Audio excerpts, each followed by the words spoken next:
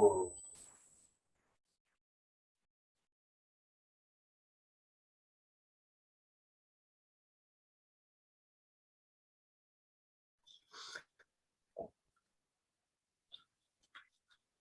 would like to welcome everyone to the meeting of the Unified Governments Landmarks Commission this evening on Monday, November 1st, 2021.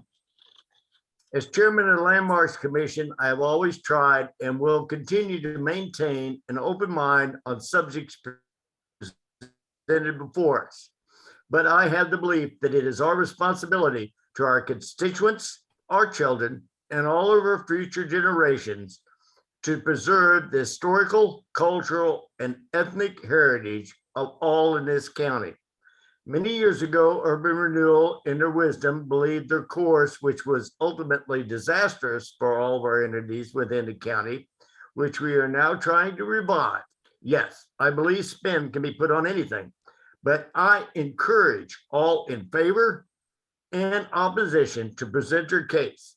I also believe progress is important, but today more than ever, we tend to forget or dismiss our heritage. What we decide on in our meetings will influence the city, county for years to come. I encourage all to present their facts, not spin. This commission is not, nor will it be, political, money motivated. And I do look forward to the November, today's meeting, and prepared information by all parties. Again, a reminder, this commission is bound by limits and the decisions we make. Historic preservation is our responsibility. Welcome to everybody this evening. And that being said, we will move right on. And I believe our first order of business this evening, Madam Secretary, is the consideration of our minutes for September 7th, 2021 and October 4th of 2021. Actually, Mr. Chairman, I need to read the Landmarks Commission statement first. All right, please do. We would like to welcome those participating to the meeting of the Kansas City, Kansas Landmarks Commission. Due to COVID-19, the members are participating remotely by Zoom webinar. Mr. David Meditz is serving as chairman this evening. Please note the following instructions for the meeting. If you are joining by Zoom video, please make sure you have an appropriate background and plan to stay visible during the meeting. Members, use the raise your hand feature to speak. After Chairman Meditz recognizes you, unmute your microphone and please state your name when you begin to speak. For those in attendance, use the raise your hand feature when you want to speak on an issue. The chairman will recognize you when it is your time to speak. Unmute your microphone and state your name and address before giving your comments. If you have called in by phone only, or if you are having trouble logging into the Zoom meeting, please email planninginfo@wykokck.org as Secretary Parker is monitoring that email. Proper meeting decorum is expected of all participating in the meeting, and anyone who fails to act properly will be removed from the meeting. The city reserves the right to discontinue a meeting if any improper behavior occurs, which prevents the uninterrupted conduct of business. The format for this evening's meeting is as follows. The applicant will make the opening statement explaining the proposal. Please note that the applicant will be given 15 minutes to present their case. The 15 minutes includes the applicant, consultants, and other members of the applicant's team. Members of the Landmarks Commission will then address any questions they may have to the applicant. Any persons wishing to speak in favor will then be called upon and allowed to do so at that time. Then those persons in opposition will be called upon and allowed to make their statements and ask questions. Please note that each member of the public who wishes to speak will be given 5 minutes to express their opinions. Time may not be shared between speakers. Each speaker will be allowed to speak one time unless a question is directed to them. The Landmarks Commission is required to disclose any contact with regard to any application on the agenda. I will ask if any contact has been made with the public, commissioners, or other Landmarks Commission members, and at that time, members of the commission will disclose any contacts they may have had. Mr. Chairman, that is the statement. We can now move on to the minutes if you so desire. Please, Madam Secretary. I do know that the minutes have been transmitted to us electronically. And if all of my commissioners have had a chance to review those minutes, I would accept motions for approval. Any additions to them? Or no? I would call for. Mr. Chairman, this is Jim Schrader. I move that we approve both the September and October minutes. Second. Craddock. It has been moved by Commissioner Schrader, seconded by Commissioner Craddock, that we approve both the minutes for October 4th, 2021, September 7th, 2021. All in favor? Aye. Aye. All opposed? Hearing none, that motion carries and both sets of minutes are approved. Mr. Chairman, that takes us now to our applications. I will let the commission know that I have moved a staff member, Marlene Pardo, over as a panelist, as she will interpret for the applicant for our first application, which is Certificate of Appropriateness, CA 2021-016, Ms. Trejo, for property at 1845 Freeman Avenue. Certificate of Appropriateness for replacement of windows, doors, and siding, and the demolition of the side yard porch, which will not be replaced.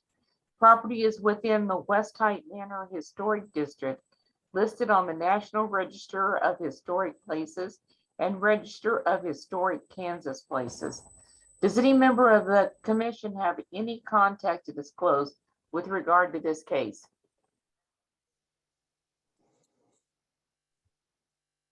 I will take that as a no. I see shaking of the heads. I hear none, Madam Secretary, I would move on. Marlene, I do not know if the applicant is on the meeting by looking at the list of attendees. Would you mind asking if she's on here? Yes. Señorita Alejandra Trejo se encuentra en la junta. Por favor, tome un momento para responder. Okay, so I do have someone that has raised her hand, Ms. Martinez. So I am going to promote her to panelist, and then Marlene will be able to interpret for them. All right, is that part of our applicants team? Hi, Marlene. can you hear me? Yes, we can. Okay, hi, my name is Yvette Martinez. I am Alejandrina Trejo's daughter. We're just using my laptop for her to access this video. But she is present here. Thank you. If you would like to present your purpose and case for this certificate, you now have 15 minutes. What comments would you like to make? 15 minutos para decir lo que tienes que decir. Buenas tardes, mi nombre es Alejandrina Trejo. Mi aplicación es porque estoy reemplazando mis ventanas, mis puertas y parte del siding que tenía ya muy desgastado. Una de las cosas que quisiera demoler es el porche pero si se puede, si no, nada más lo quiero reconstruir, reemplazarlo. Ah, Mr. pido Chairman, I think that we maybe need to stop her so that someone can interpret her each sentence as she says it. All right. Thank, Or interpreter, could you please do that for us? Yes. So Ms. Trejo has said that the reason for her filing this application is so she can do window replacement, door replacement, and siding replacement. She desires to demolish the side yard porch, but if that is not something that she can do, she is willing to replace it. Thank you. Please continue. Antes que todo, pido una disculpa. Yo cuando adquirí esta propiedad, nadie, ni el dueño me hizo saber que era una propiedad histórica, mucho menos que tenía que pedir permisos para hacerle un trabajo a esta casa. The applicant would like to state that she wants to apologize. When she bought the house, the owner did not mention its historic value or historic information. So she wants to apologize for not doing this before. Thank you. Please continue. Otra de las cosas, lo estoy haciendo porque ya mi casa, las ventanas están muy caídas, están quebradas, entra mucho el frío, las puertas ya están muy hinchadas, batallo para abrirlas. Yo estaba esperando pagar mi casa en totalidad para saber que ya era dueña de esa casa y poderle hacer algún cambio. The applicant would like to state that she had been making payments to her house and she did not do any remodeling or any work until she was fully the owner of this house, until she made her final payments. She would like to reinstate that the reason why she was doing these replacements was due to the fact that the windows were very damaged. She had trouble closing the doors because they had expanded due to the weather elements. And again, the siding material was very deteriorated.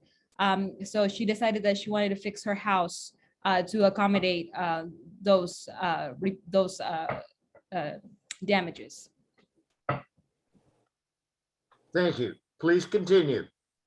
Otra de las cosas, ya soy una persona ya mayor de edad, tengo problemas con mis piernas,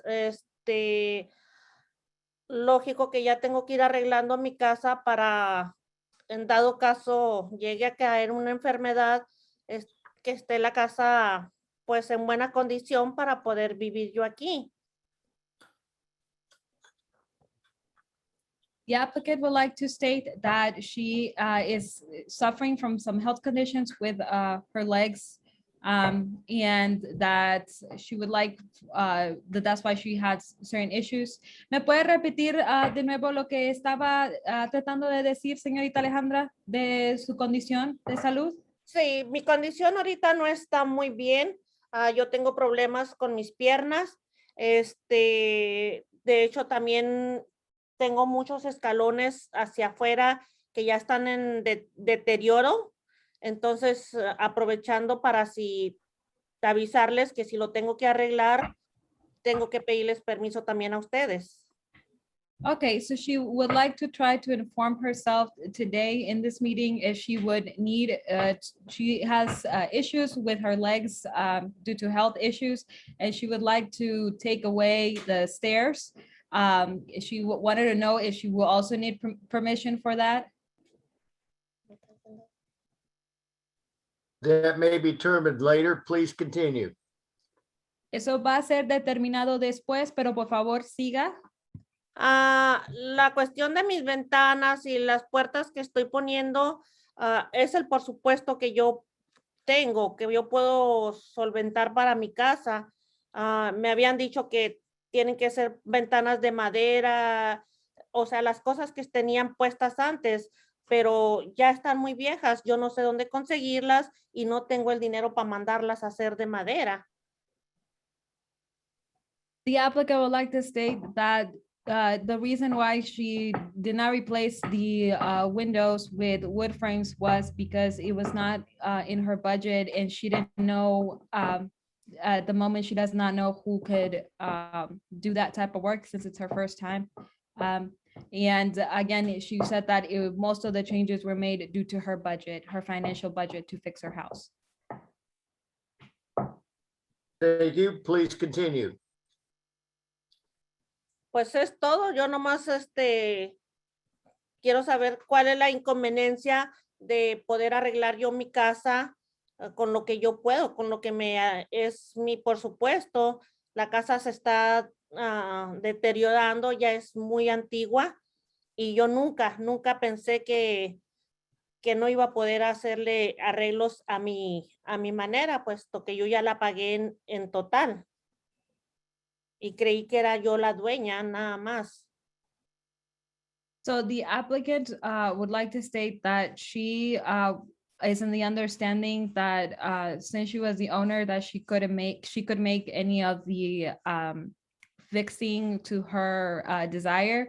She was not aware that she had to do it to another type of desire that was not hers.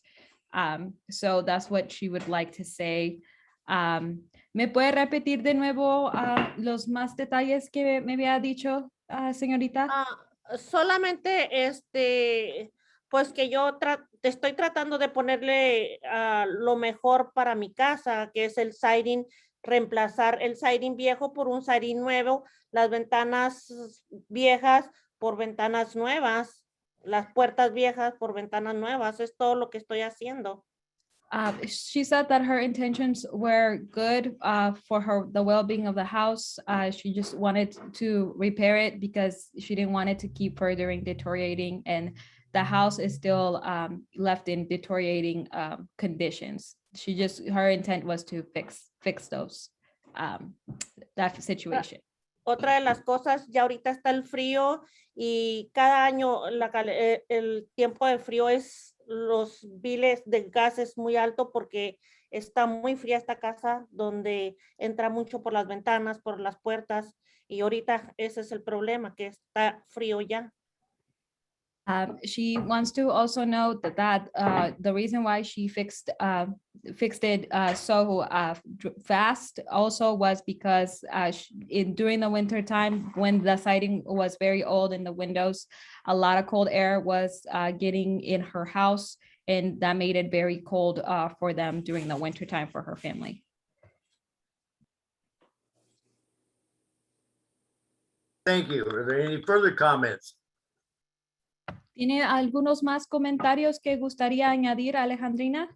Pues no, nomás la última cosa es que ahorita como se quedó todo abierto, se están metiendo los animales como raccoons o ardillas, las estoy sintiendo que se están metiendo por el siding que se quedó pendiente. Miss Alejandrina is worried because she has not fully finished the repairs that she installed, and she's worried that there would be animals such as squirrels or raccoons that are getting in her house. She says she has heard some noises that have worried her.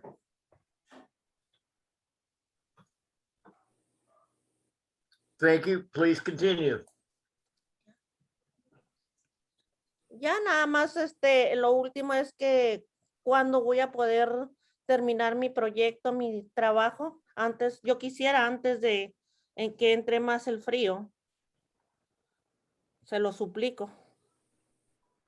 Her last comment would be that she would like to know if she could keep proceeding or when can she continue to finish, so that way there's no more cold coming in into her house since it's not 100% finished. Thank you. That was her last comment, correct? Es su último comentario, ¿verdad, señorita Alejandra? Sí. Yes. All right. Moving on, do any of my fellow commissioners have questions to address to the applicant?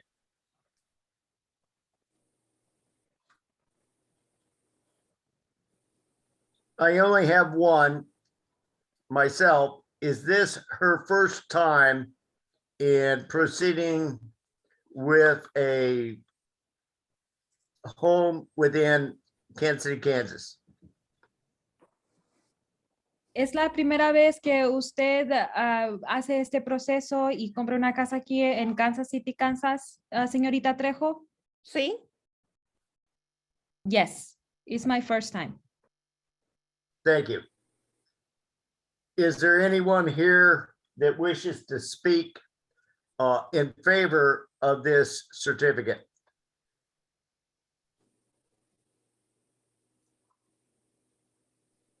Hearing none. Is there anyone here to speak in opposition?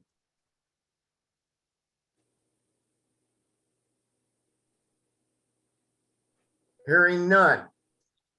I will close the public comment. And now address, is there any further staff comments that would like to be made? Chair, this is Gunnar Hand, Director of Planning and Urban Design. We have just a couple of things we'd want to go through with you. Please continue. And Ms. Torres Pardo, I'll do my best to stop at increments that I think are translatable. If you need to, just butt in and tell me to slow down. Thank you. All right, so again, as the applicant had mentioned, what we have before us is a certificate of appropriateness in the West Hyde Manor Historic District, located on, excuse me, Freeman Avenue. If you all recall, we have seen a couple of cases on Freeman Avenue in the last few months.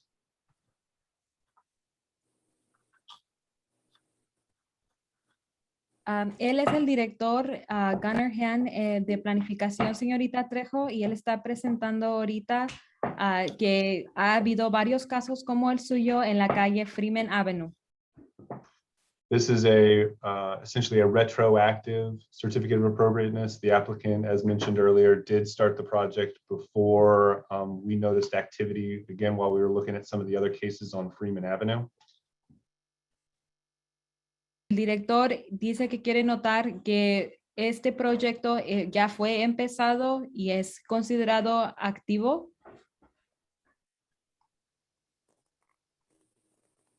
Trying to get to it's in the R1 zoning district, which is pretty common in the West Hyde Manor Historic District. You can see on this page farther down, closer to 18th Street, there's some R2. I wanted to show a few pictures. Essentially, the applicant has started work, finished some work on three of the four sides of the house, not the north-facing front of the house to date. So, él acaba de comentar que esta casa está en la zona R1, que es clasificada como casa familiar.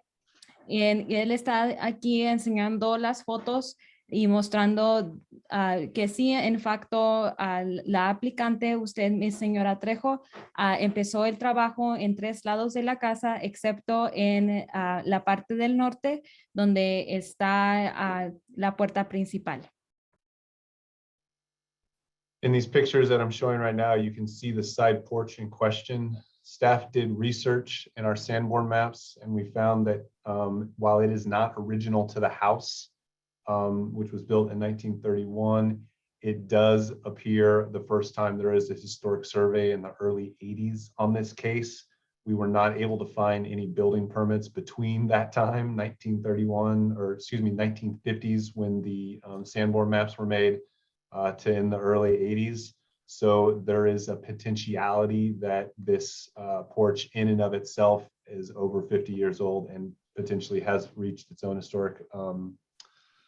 historicness. We do not, again, I think for staff, well, let me just stop right there. Sorry. So, el director Hand está ahorita hablando sobre el porche y como en nuestros mapas, que son mapas de Sanborn, Son mapas históricos que van más allá de los 80s, van todavía más para allá. No se halló es la parte del porche como parte original de la arquitectura de esta casa, pero sí se encuentra en los años 80s como una adición que fue hecha en esa era.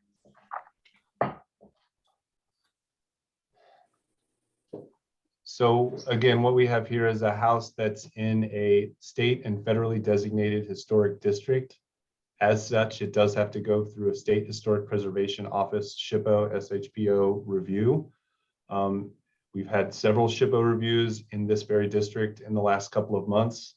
And in order to prove or require or allow for an in-kind replacement, we have to do two things. We have to prove that the, in this case, windows or doors are irreparable. And then an in-kind replacement is not final as per the Federal Secretary Interior standards.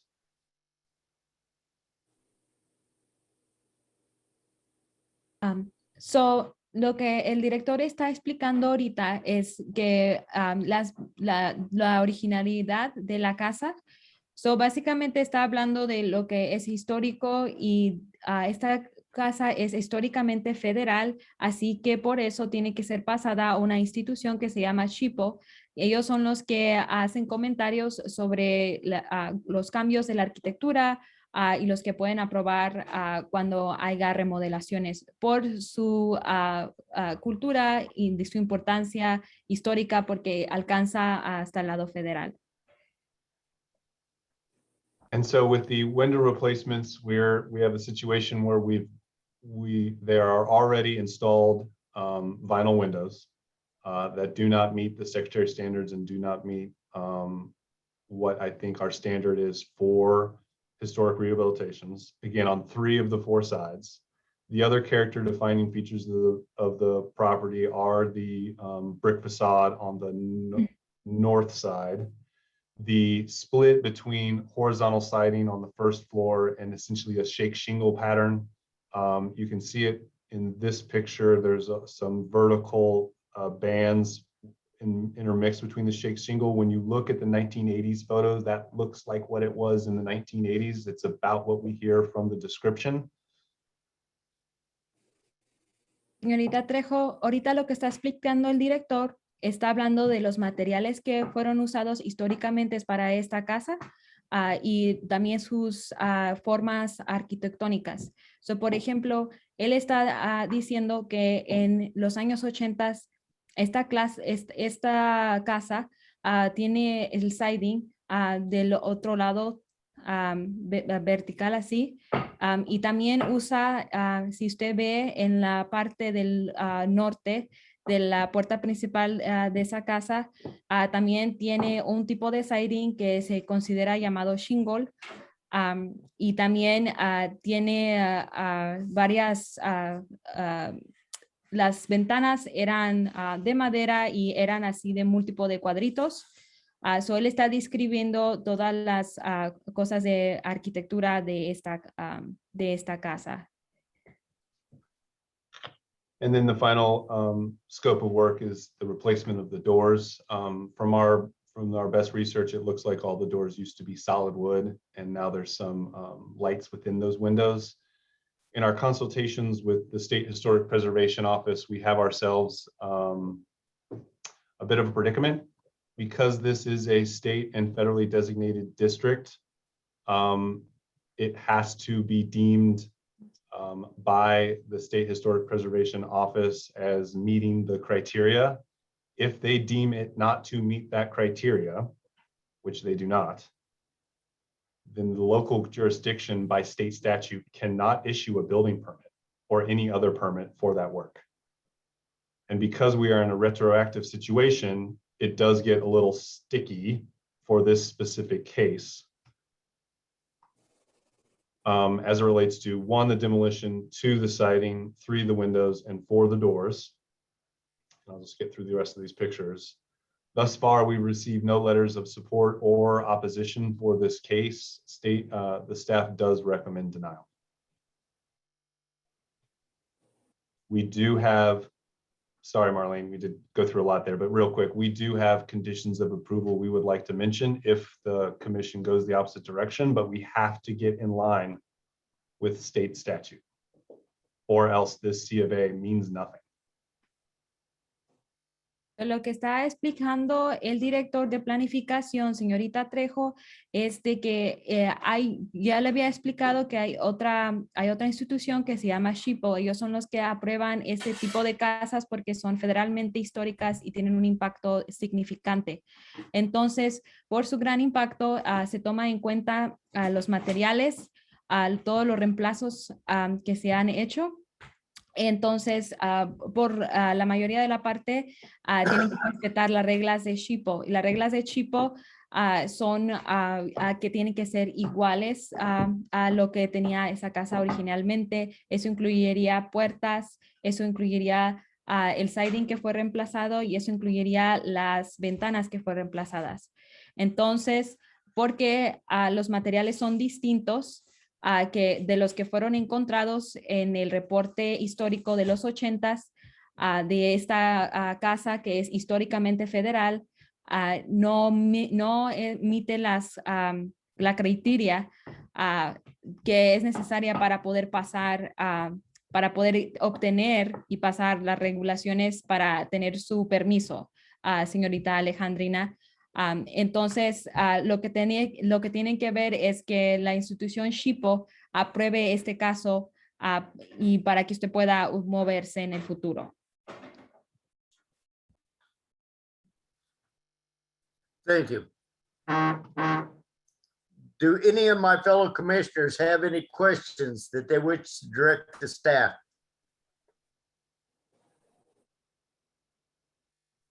I have one.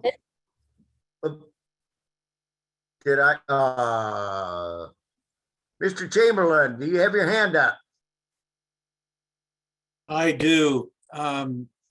Mr. Hand, what of the work that is already done does and what does not minimally comply with the state requirements? Gunnar Hand, Director of Planning and Urban Design. The windows do not, because they're vinyl. State wants them to be in kind, which means wood to wood. The siding is not, I believe, let me double check. I believe the siding is also vinyl. Is that correct, Ms. Pardo, from your recollection? So from my recollection, it used to be original regular siding, but they changed it to wood panels. So right now it's wood. Okay, I apologize. The wood does, because it's wood to wood. The preference is it to have been replaced with horizontal siding and to keep the shake shingle split. I think that we could probably get by with vertical siding as installed, but we would want to include the shake shingle replacements sort of at the second half, the top half of the building. Let me go back to the picture that shows that really well. You can kind of see it right here, right? So as long as this gets preserved, and I believe it was also up to this line, replaced back to shake, I don't think it's that big of a deal. And on the rear side, because the rear side does not face a street, there is no alley. On this block, I think we're less concerned about the alley, but the two sides, essentially the front three sides you can see from the street, we would want to replace or redo the shake in for the top half. But we would allow the timber siding on the ground floor to be vertical. The doors are fine. And I'm blanking on the last one. Oh, I think it would be best to maintain and keep the porch. Mr. Hand, can we let Ms. Pardo get Yes. caught up with this? Sorry, Ms. Pardo. I can So say that again in pieces if you need me to. thank you, Mr. Hand. So, señorita Trejo, aquí es lo que está explicando el director. Está hablando sobre los reemplazos que fueron hechos. Entonces, él está aquí hablando sobre la parte del segundo piso No sé si se fija, pero tiene otro tipo de material que es como shingle, es de cuadritos y es más chico.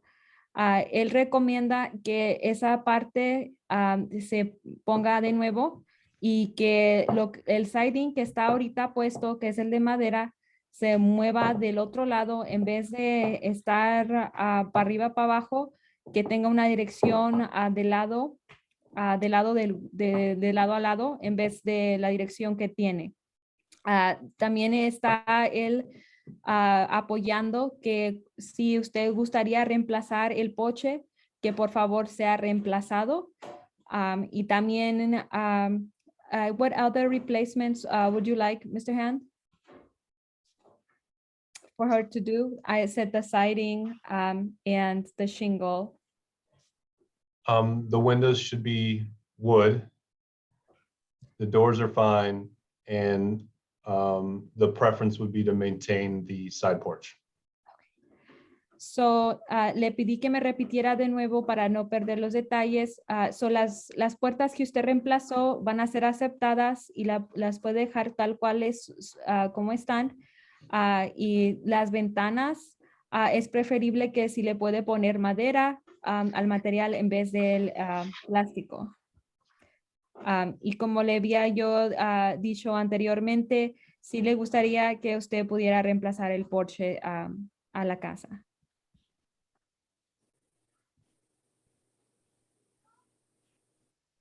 Thank you. Is that all, Commissioner Chamberlain? Commissioner Hill, At this time, yes. thank you. Commissioner Hill, Yes, sir. This is Commissioner Welcome Hill. This is not meant in any way, shape, or form to be considered an insult or questioning of the petitioner's disability, as I am also a person with physical and movement disabilities. I'm wondering how they are considering the porch to be a detriment to that, where there is no back alley that they've mentioned, and the only parking seems to be in front of the house, which you have to walk up quite a bit of stairs to get to as it is. Could someone share that with me, please? So, señorita Trejo, Mickey está preguntando sobre la razón por qué usted quisiera quitar las escaleras, de cuáles escaleras se está refiriendo. Ella está entendiendo que a lo mejor una de las razones por qué usted quiere quitar el porche es por la subida y por lo que usted estaba hablando de sus piernas. Quisiera que usted se explicara más sobre de qué escaleras está hablando. Sí, mira, bueno, yo nomás hice el comentario sobre las escaleras de enfrente de la puerta principal, pero ahorita mi prioridad son las ventanas y las puertas, que es porque el frío ahorita. Las escaleras fue una pregunta nada más, pero no es la principal preocupación que tengo yo. Miss Mickey, the applicant would like to say that she was referring to the stairs at the very front of the porch, but she says that at the moment it is not a priority if it's not something that is considered to be approval. Her concern would be her windows in the siding at the moment. Please tell the applicant thank you. Muchas gracias, señora. Muchas gracias. this is Chairman Meditz here, and I have a question for staff at this point. Director Hand, if this commission were to approve this petition with stipulations that they meet all the requirements of the urban planning and land use, do you believe that you can come to some kind of satisfactory agreement? This is Gunnar Hand, Director of Planning and Design. With the conditions that we outlined for each of the proposed scopes of work or currently underway scopes of work, yes, we believe that we can meet the standards of SHPO and keep moving forward. It is and does represent a significant change in her project. I mean, we're talking about pulling out every window, getting brand new wood windows and putting them back in there. Thank you. Does our applicant believe that they could come to an agreement with our urban planning and land use staff, if those were the requirements? Señorita Trejo, el señor está preguntando que si usted estaría dispuesta a colaborar con el Departamento de Planificación y Urbanismo en condiciones de poder reparar los cambios que se fueron hechos a la casa, que pueda usted aceptarlos. Bueno, sí estoy de acuerdo, pero la cuestión es que yo no tengo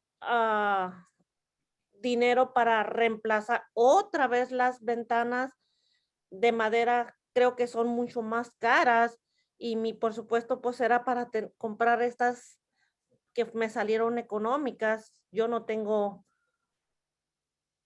ni dónde conseguirlas ni no sé qué precio tendrá cada ventana de madera. The applicant would like to state that she is willing to collaborate with the Department of Urban Planning, but she does want to let us know that she does have a budget, and she is concerned that there might not be a budget to remove what she has already put, such as the windows or the siding, because she is not aware of the of how much the cost of wood windows would that be. Thank you. Are there any other questions from my fellow commissioners? I believe this applicant is trying, but there are some difficult situations.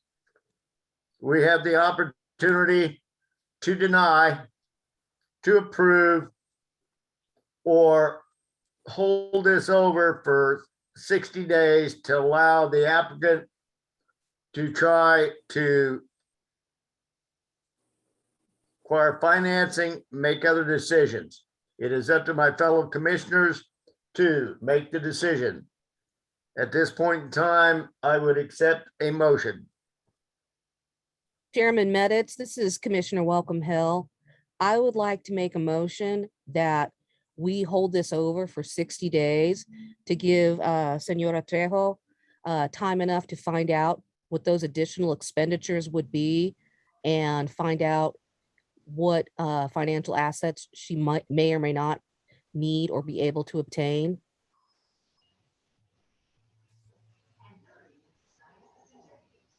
Mr. Chairman, Yes, by way of discussion, I would point out that in 60 days, she'll be in the heart of the winter. She'll have the cold weather issues that she's had before, and it will be extremely difficult to complete the work at that time. Mr. Chairman, I need to interrupt. We cannot have any discussion on the motion until there's a second. oh, thank you, Madam Secretary. Do I have a I have second? second. Was that Commissioner Craddock? For the second?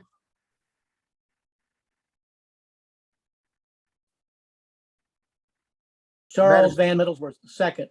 Van Middlesworth, thank you. We can continue the discussion now. Commissioner Schrader.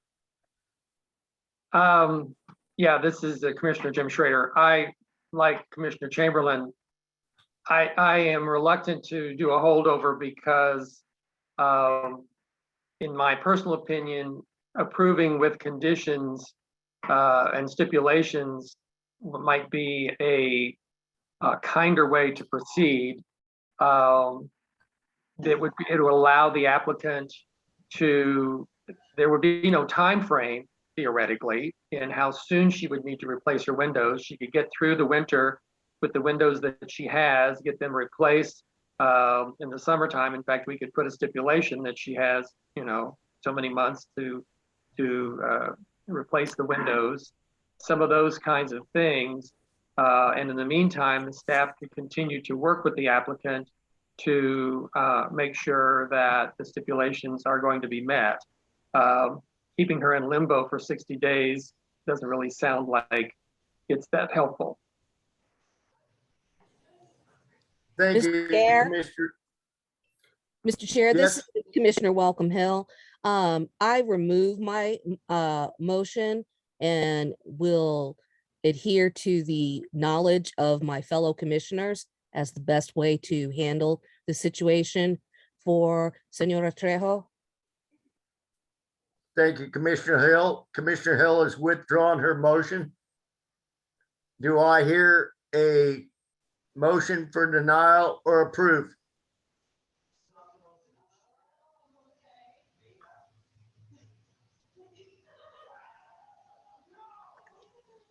I make a motion to approve with the conditions as stipulated with, and working with the, with Gunner and his department and meeting those requirements.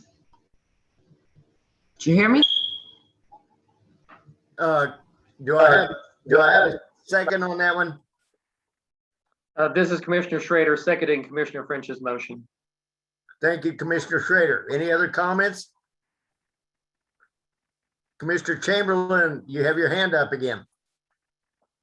That's left over from the last time. Oh, left over from the last time. All right. Is there any further discussion? Mr. Chair, this is Gunnar Hand. Can we confirm the conditions of approval, or would you like me to restate those? Would you please? Commissioner French, would you restate the conditions of approval? Oh, I think she'll need me to do those, Mr. Chair. Is that right, Commissioner Mr. French? Hand, when you get one done, could you let Ms. Pardo please interpret at that time? Yes, in fact, Ms. Pardo, do you want to catch us up with Ms. Trejo before I do that? Yes, give me one moment. Señorita Trejo. So ahorita los comisionadores están hablando de que le gustarían que usted colabore con nosotros para que le dé tiempo para que usted pueda saber su estimado y poder obtener ayuda financiera o apoyo financiero para que usted pueda hacer esos cambios. Entonces, ellos ahorita están viendo qué van a aprobar para que usted le van a poner condiciones para que usted poco a poco pueda hacer los cambios, pero también que los pueda hacer financieramente cuando usted tenga esos fondos y tenga esa información. Ok, muchas gracias. He says thank you. This is Gunnar Hand, Director of Planning and Design. So the conditions, and Marlene, I'll just do these one at a time so you can carry them over. One would be to preserve the existing porch on the east facade. So, la primera condición que va a hacer es que se tiene que quedar ese porche que usted quiere reemplazar, se va a tener que reemplazar si usted le va a hacer algún tipo de remodelación, señorita Trejo. That the siding on the second story be restored to something like a shake shingle or in-kind siding on the north, east, and west facades. So, mire, va a haber tres cambios que se va a tener que hacer. So, hay tres lados de esta casa. So, al norte, este y oeste. Entonces, en la parte que está del segundo piso de esa casa, ya ve que tenía ese tipo de material de cuadrito. Usted tiene que hallar algo similar que se mire a cuadrito y aplicarlo en esas tres partes que acabamos de nombrar. And then the windows need to be either, and we're going to do this two ways. On the north facade, those windows should be restored, not replaced, unless the applicant can prove they are also irreparable. But for all the other windows, they should be an in-kind match, which is a wood framed window, not a vinyl window. So, las ventanas de los lados que fueron reemplazados de plástico, de vinyl, va a tener que usted buscar un material que sea de madera. Y las ventanas que todavía quedaron originales donde está la puerta principal, ese exterior, va a tener usted que no quitarlas, solamente que usted pueda probar que la madera esté en muy, muy malas condiciones, con fotos que usted pueda brindarnos. Pero si no, pueden ser salvada esa madera con un carpintero. Eso serían las condiciones que están ellos poniendo para las ventanas. And then for good measure, we had talked about this at the staff level, but not at the meeting yet. Because there is a significant amount of brickwork on the house, we would ask that all the brickwork be preserved and maintained. It does not appear at this time that it needs specific restoration work. We just want to make sure it's understood that that brickwork is a clearly defining architectural feature of the building and needs to be preserved, be it the chimney or that front facade, or even the archway over the front door. So generally that all the brickwork be restored, be preserved and maintained for the future. The other point of note here that I would add is the stone sills on the windows. I don't know, it looks like in those other replacements, they have been removed. They might be gone at this point, but the stone sills should be to remain wherever they still are, and ideally replaced if we have that material still somewhere in our yard. That is another defining feature in the historic profile. Ok. So, esta casa tiene elementos históricos y uno de sus elementos históricos sería cómo está la puerta. La puerta es definida histórica porque es curvada y esa curva se tiene que mantener. También como el ladrillo, el material del ladrillo tiene que preservarse y no quitarse o removerse de la casa. Podemos ver que tienen unos detalles arquitectónicos en las ventanas, como un detalle de ladrillo ahí abajo, en el mero abajo de la ventana. Eso tiene que quedarse. Y si en alguna de las otras ventanas tenían ese tipo de detalle arquitectónico, se tiene que restaurar si es posible, si usted todavía tiene ese material. Eso es lo que está explicando el director.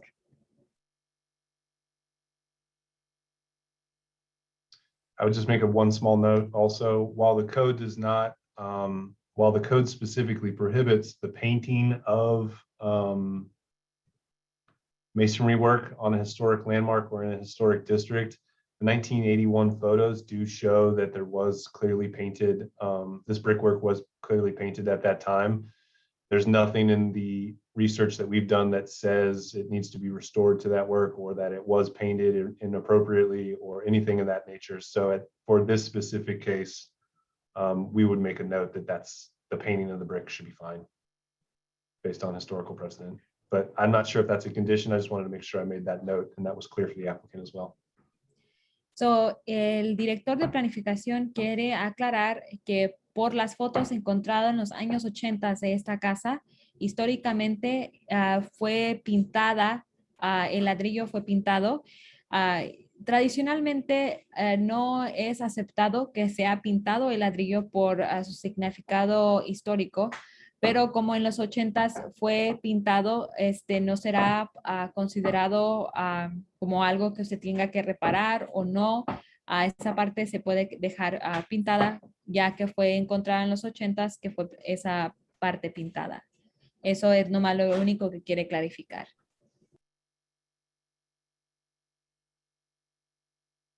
I think that should do it. Y esas son todas las condiciones que el planificador, director está estableciendo.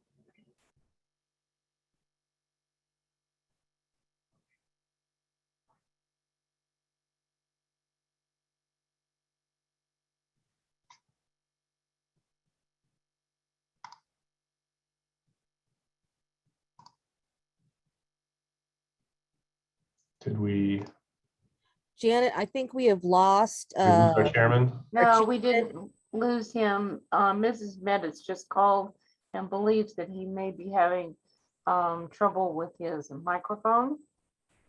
And- So Commissioner Easterwood has her hand raised as well. I saw that. Ms. Easterwood, did you have something for the commission or the staff? Yes, this is Beverly Eastwood, Commissioner, and I had a question about the painted brick.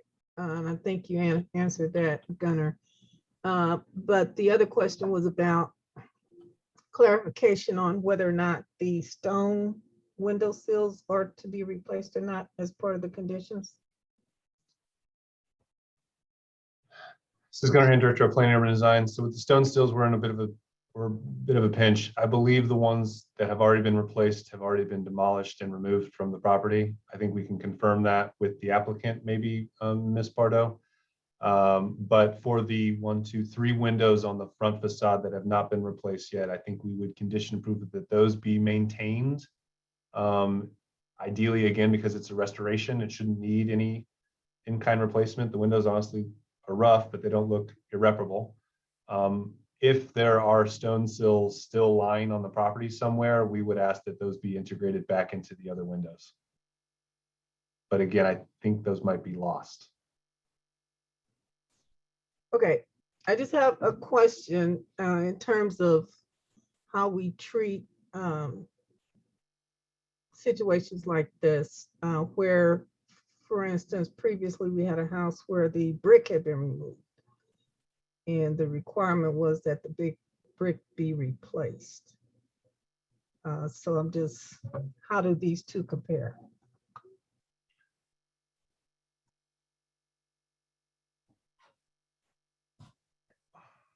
Oh, I think I understand what you're saying. So if I'm hearing you correctly, is you believe that the stone sills should be inserted regardless if they're still on the property or not?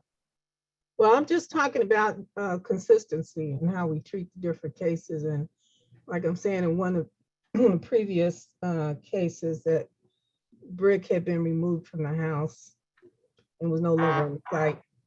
And the requirement was that that big brick be replaced. So I'm just asking, in what cases is that okay? And or are we eliminating that as a requirement? I think for this case, well, okay, this is Gunnar Hand, Director of Planning and Urban Design. I think we might be comparing apples and oranges a little bit. I think we need to do some additional investigation with the applicant on whether there were stone sills on the other sides of the building.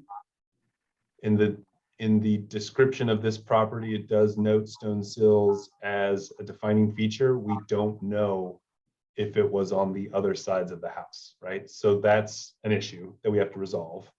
If we were to determine, based on inquiries with the applicant, that stone sills were removed on one or other or all of the other facades, I think we would certainly want those to be ideally found and put back in, or otherwise find some sort of in-kind replacement. The other case, which I think I know which one you're referring to, I believe we're staying consistent with that, although it is a bit different. That one had brick as a facade type, like siding, as opposed to a windowsill. But it's, well, maybe it's not apples and oranges. Maybe that's the wrong characterization of it. But I believe we are being consistent. Ms. Pardo, could you please bring the applicant up to date as to what's being talked about? Yes. Thank you. Señorita Trejo, lo que están hablando el director de planificación de urbanismo y lo que está hablando la señorita de comisión, están tratando de saber de usted o preguntarle a usted. Ya ve que hay unos detalles arquitectónicos en las ventanas donde hay el ladrillo está puesto ahí abajo como un detalle. ¿Sí sabe de lo que estoy hablando, de las ventanas de la puerta principal? Sí, Entonces, lo que ellos quieren saber es que ya ve que usted había reemplazado el siding en el lado de atrás y en ambos lados de la casa, que si se encuentra, ese detalle se encontraba en las ventanas. no. Es lo que ellos están encontrando, ok. So the applicant would like to note that the window sills were not in fact on the 3 sides or found on the rear. It was just on the front.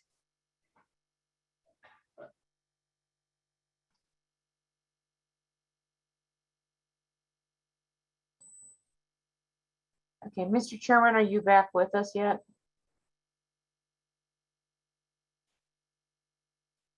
Okay, does anyone else on the commission have any questions? We do have a motion on the floor for approval, subject to these staff's conditions that they just outlined. This is Commissioner Easterwood again. I'm just still trying to get clarification. So, Gunnar, are you saying that there were no concrete window sills that originally? This is Gunnar Hand, Director of Planning and Design. I think we just clarified, and we can confirm this with the applicant, that the stone windowsills were only on the north-facing front facade, not any of the side or rear properties. So I think as long as we preserve the ones on the front, I think we should be okay. And that is in character, or that does agree with the character of the neighborhood, where most of those types of improvements happen on the front facade and not necessarily the other 3. Okay. Mr. Chamberlain, did you have a question? Not anymore. Ms. Parker, shall we move on with the vice chair? Could you hold on just 1 second? The chairman's calling me. Okay.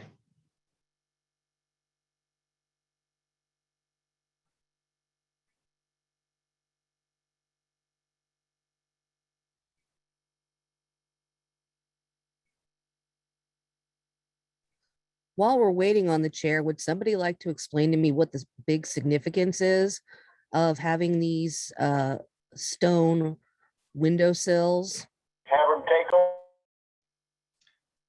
This is Gunnar Hand, Director of Planning and Urban Design. Because it's noted in the Kansas Historic Resource Inventory profile for the house, there's a profile for both the district, which gives you a general sense of what kinds and types of houses there are in West Hyde Manor. There's also been a profile written specifically for this. I'm going to get the name wrong, so I'm going to look down at it again. The Stuart Ernst house, house, which this one is, and that was a character defining feature. So as it's been defined in past historic research on the property, it's something we seek to maintain. Oh, I'm sorry, maybe I wasn't clear in my question. I've just never seen windows that had stone sills in them. So I was just trying to get some information about that while we were waiting. Yeah, this is Commissioner Schrader. It's all over the neighborhood. Any place where you've got brick and stone facades, typically the window sills are stone.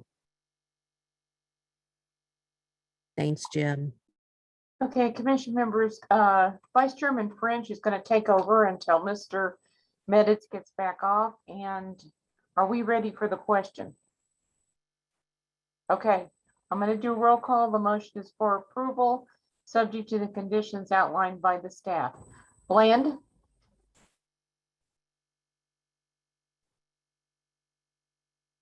Aye. Chamberlain? Aye. Craddock? Aye. Easterwood, Aye. French,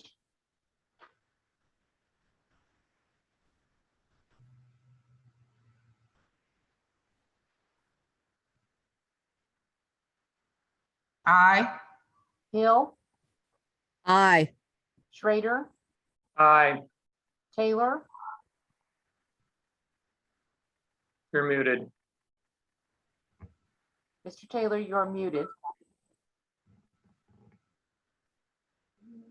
Aye. And Van Middlesworth. You're also muted.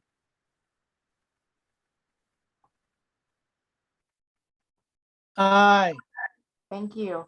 Am I unmuted? Yes. That motion to approve with the conditions passes 9 in favor and none opposed. Ms. Pardo, would you please let the applicant know? Yes.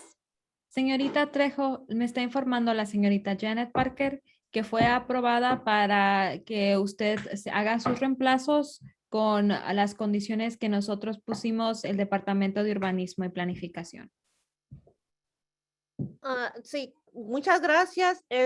¿Cuándo puedo empezar para continuar el proyecto?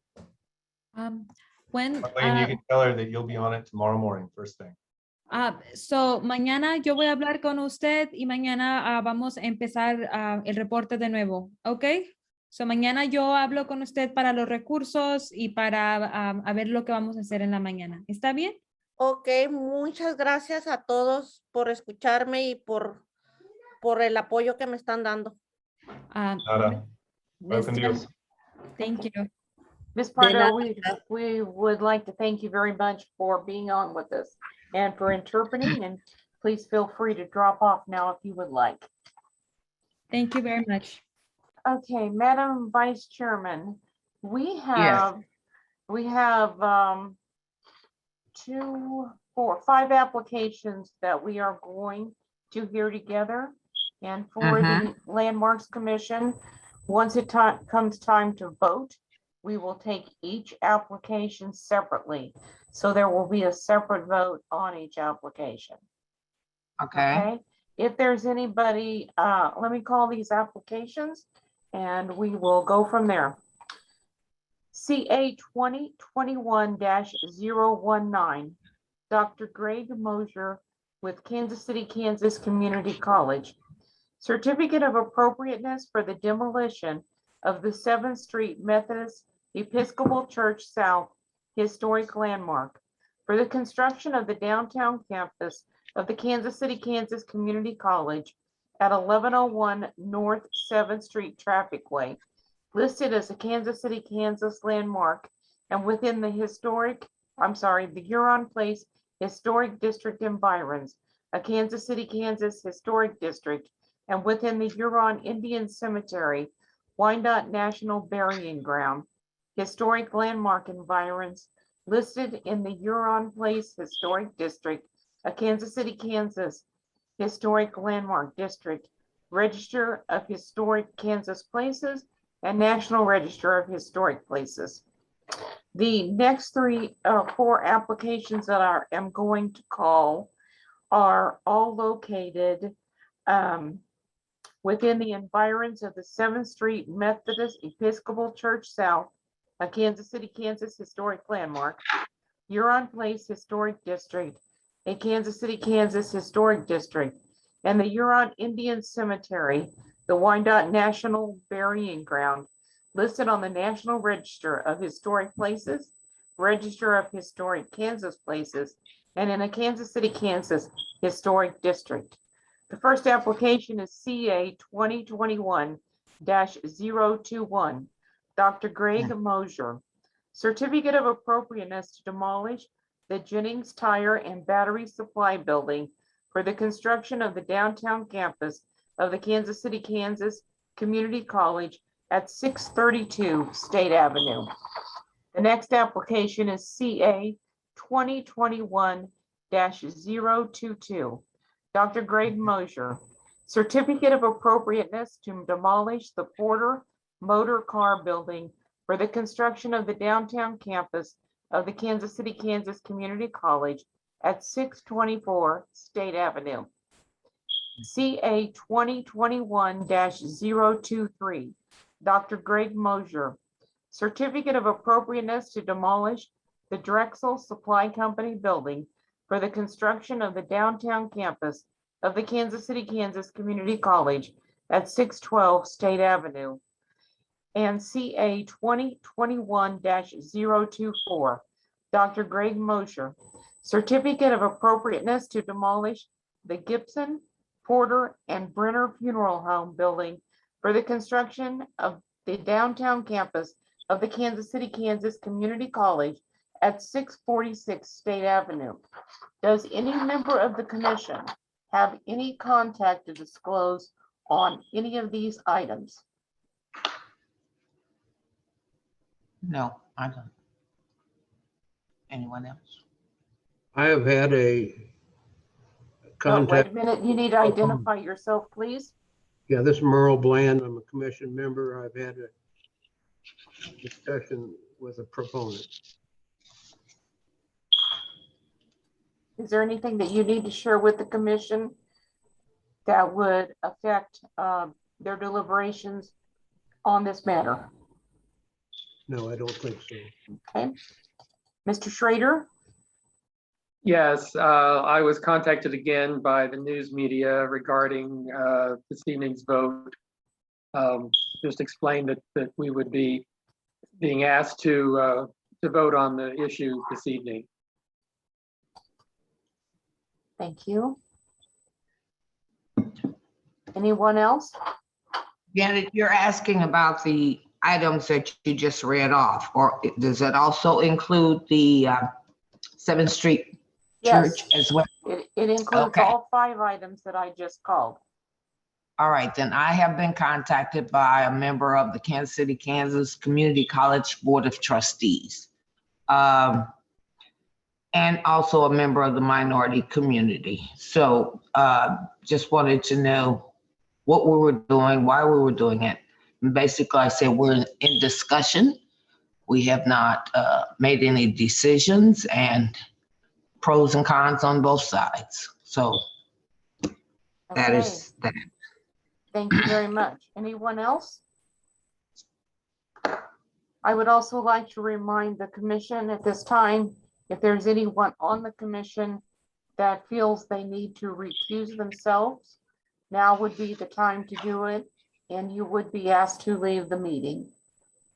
Is there anyone who wishes to recuse themselves? If so, please raise your hand. Okay. Madam Vice Chairman, I will now turn it over to you to call on. Okay. Can we have staff recommendations for those items for, let's This- take, yes, ma'am. We need to hear from the applicant first. Okay. Is there someone there here representing the applicant? Dr. Janet? Mosier, yes, Dr. Mosier is present. I have promoted him to a panelist. And Dr. Mosier, will you need to share your screen with the commission? Good evening, Ms. Parker. Yes, I would. And I do have a question about protocol before we start. Okay, what is your question? You had just mentioned that all 5 C of A's would be heard together and then a vote taken at the end. What is the timeline for the presentation of the 5 CNAs, the time frame? You have 15 minutes unless you request at the end of 15 minutes for an extension of time. So in essence, I have 3 minutes per C of A. That is correct. Whenever we hear applications together, you still have the same amount of time. I would note for the Landmarks Commission that CA 2021-019 was heard at length, way past the 15-minute time frame back in September. So on that application, what should be coming forward is what has the new stuff that has occurred since the September meeting. Is that not correct, Daniel? I would think that's correct, Janet. I Yes, don't ma'am. know. Daniel? And if I may add, the college was also asked multiple questions to respond to, and then another 14 questions from Commissioner Schrader, and then asked for presentation material to help visualize what the project may look like. So, And all of that information was forwarded to the commission. So they do have that before them. So at the end of 15 minutes, you can ask at that time for additional time. that's fine, because I have not submitted everything in the presentation. So with that, I will proceed to share my screen.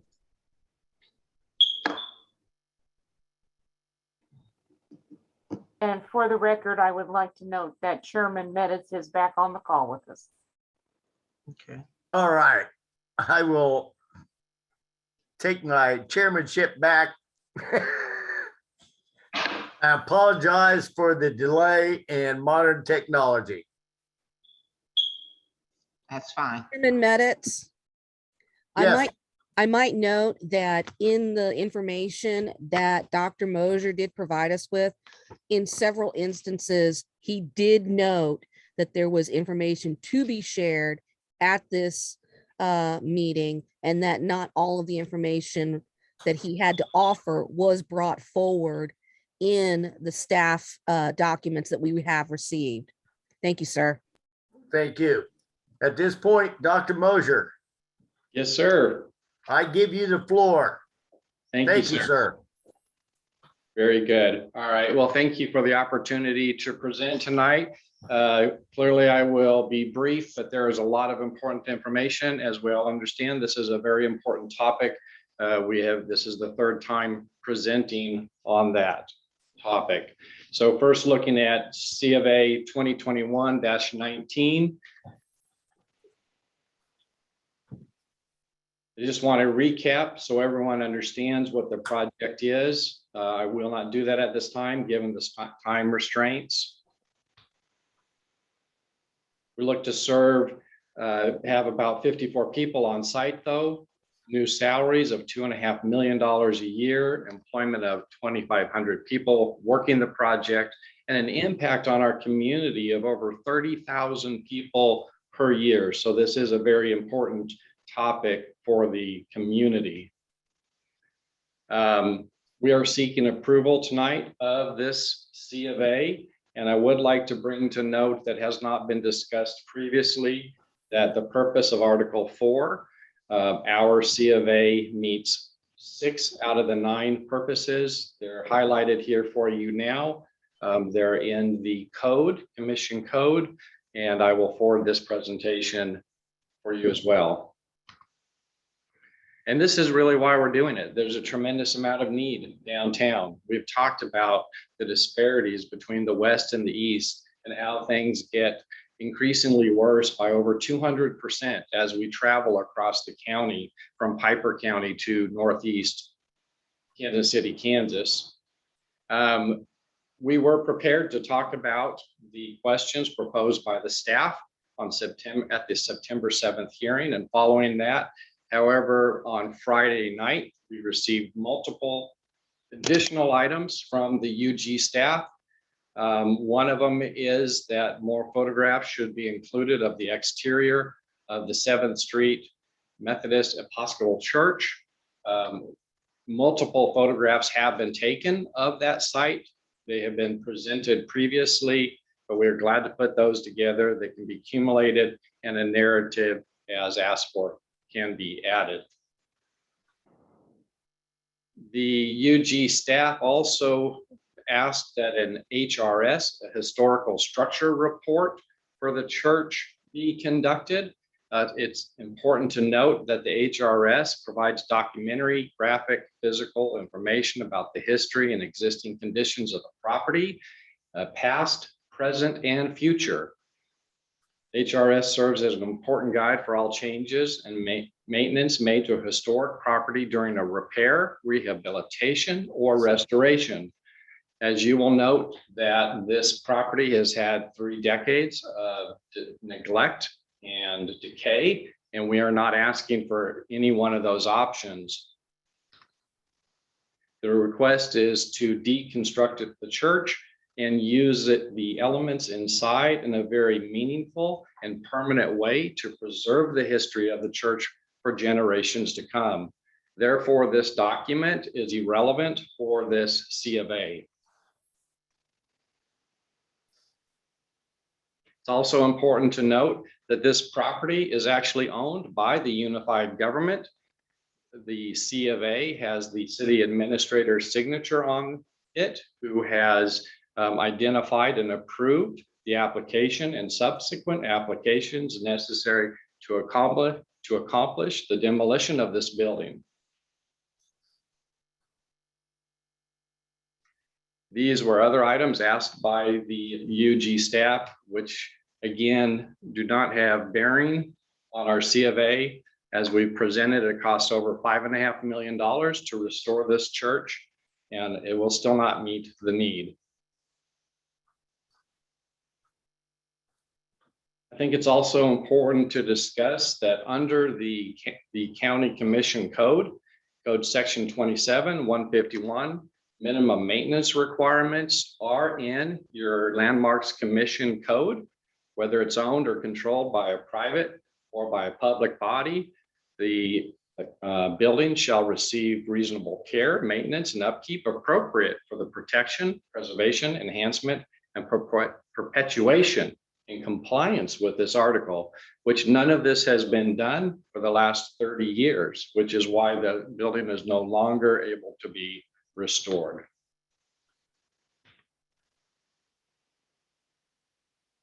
Here is a document signifying the unified government's permission to move forward with the demolition of this property, as it is owned by the unified government. So what can be done? Well, we've worked very, very hard since our last hearing and put together additional information for the commission tonight on how we can work together and really have an incredible, wonderful way to preserve the history of the church while serving generations and generations of people in Northeast Kansas City, Kansas. We were asked multiple questions by the UG staff on the foundation stones. After a structural engineer inspection, we found that the foundation stones are not full foundation stones. They are only fascia stones that cover an interior wall that is built with regular field stones. There are some stones that are painted on the south side of the building. Those may be in better condition as the paint has protected them over the years. Otherwise, they are cracked and they may not come apart in a full stone. But the college has worked with our architects, and we have a beautiful purpose for repurposing these stones inside the building, which will also enhance the life of the stones into the permanence of the structure. I'll show those at the end of this presentation. Here are just some photographs to show you bottom left, the thickness of the stone being a fascia.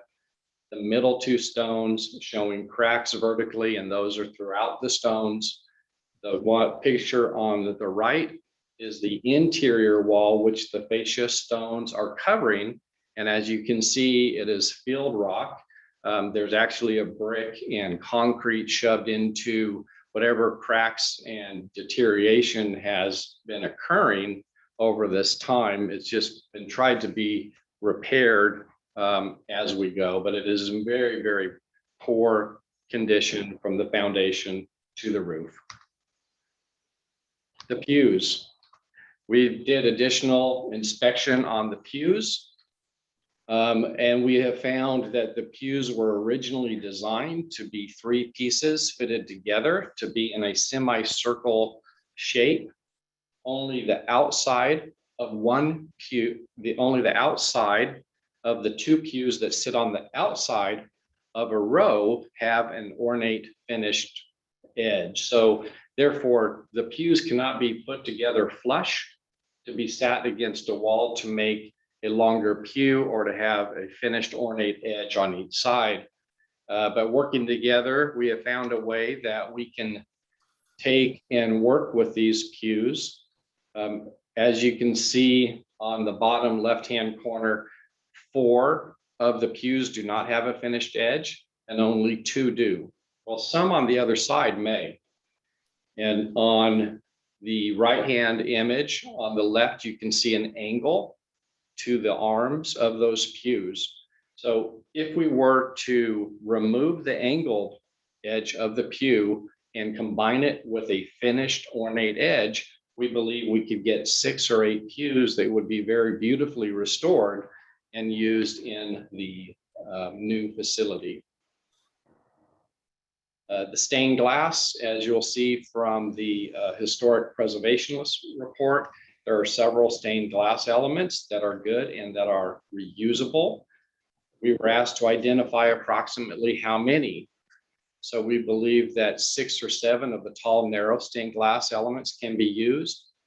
There is a very ornate circular stained glass that is on the south side of the building, about 4 by 6 feet in 4 feet 6 inches in width. And we believe that we can use that in the permanent installation as well. Here are some of those stained glass pieces that I'm referring to. The one on the left is in the center of the sanctuary. There are 3 like that. The second one is the circular one, which is very prominent. The third one is one of the regular tall, thin ones. And on the right-hand side, you can see how the trim is broken and decayed from the top of that stained glass piece. So that one would be difficult to have restored. The timbers, after further inspection, the timber that I thought was an old beam is not. But walking the property with the historic preservationist, we were looking at these large timbers and what I would call rafters in the sanctuary area. And we have built a design where we can repurpose and reutilize these in the building in a permanent manner, which is very beautiful as well. They could be white, or we would restore them to the original wood quality. We also hope that the ceiling is 10, and we can reuse those as well. Really working with all of the main historical elements that have been identified by the historic preservationist. The red brick, again, working with the structural engineer and the architect, we believe that about 20% of the brick can be successfully restored and repurposed. A lot of it is soft from the years of water damage. Sections of the brick have also been replaced, so they're not original. But we believe that there is an amount that we can salvage and repurpose, like is shown in the left-hand picture, that will be beautiful inside. The stanchions, we're also looking at repurposing. The photos on the right show the bricks that have been replaced and the bricks that have a lot of damage to them. We were asked to hire the historical preservationist. We have done that. The overall condition ranges from good to poor. Most of what we have found is in poor condition. The items that I've talked about that have architectural significance, we are working with our architect to incorporate into the facility moving forward. Again, this is currently what the facility looks like, upstairs, downstairs, and throughout. In fact, the last time I visited the church, there was a wooden beam that holds up the roof on the north side, which is broken in half, which will end up with that ceiling coming down, with that roof coming down.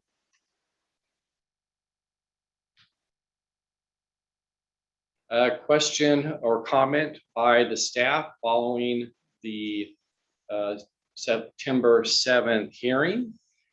Demolition of the building will not commence until 70% of the funding has been reached. There was a request for 100%. As I mentioned, we do have legal agreements in place, which means a 70% fundraising goal moves the project to construction and thereby guarantees 100% funding of the project, because those company organizations would carry the balance of those if there was a shortage on that. There is also a restriction on the types of permits that would be required prior to the C of A. Permit requirements really should be limited to demolition and to soil and site preparation work.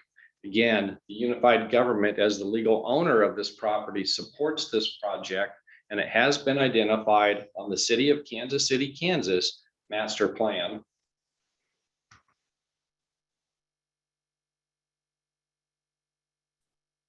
We will work with the Historic Preservationist Design Board, and we have some great illustrations to start with. Again, more questions from the staff.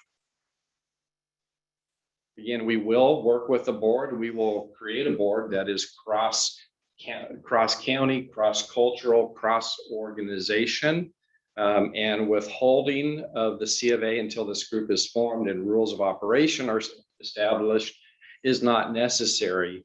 We look to form this group and be able to begin to work together with them. We have submitted the report, which includes the submission of the application for the historic preservationist.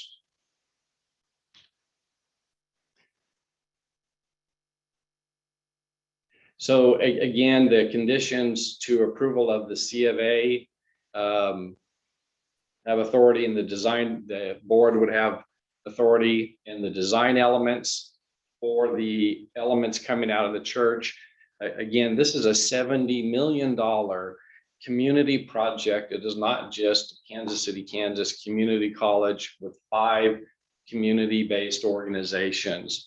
They will have the legal authority over this facility, but the board will have the authority to make recommendations to the association, condominium association, with which will not be reasonably withheld. Again, we want to work in partnership and in collaboration to have a beautiful final product. At this time, I would like to request an extension of my 15 minutes. Would the board like to make a motion to extend the time period for Dr. Mosier? This is Commissioner Welcome Hill. I'd like to make a motion that we extend the time for Dr. Mosier, please. By how much? Whatever the chair would deem reasonable time frame, please.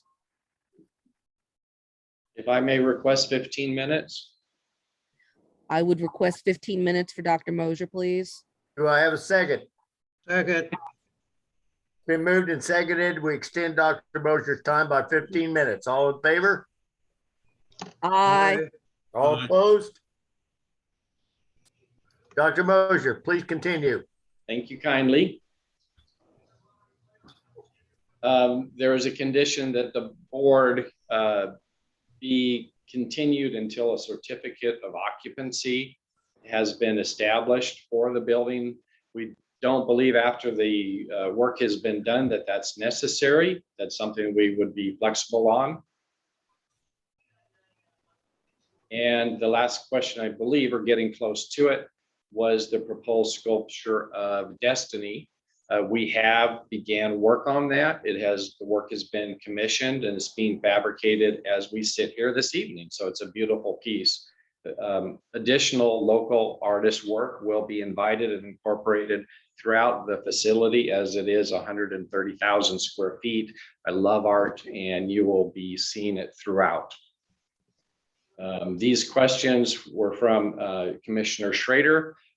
Because you do have these in the document, I am going to move through these quickly so that we can get to the important part of how we can integrate these two beautiful pieces of architecture.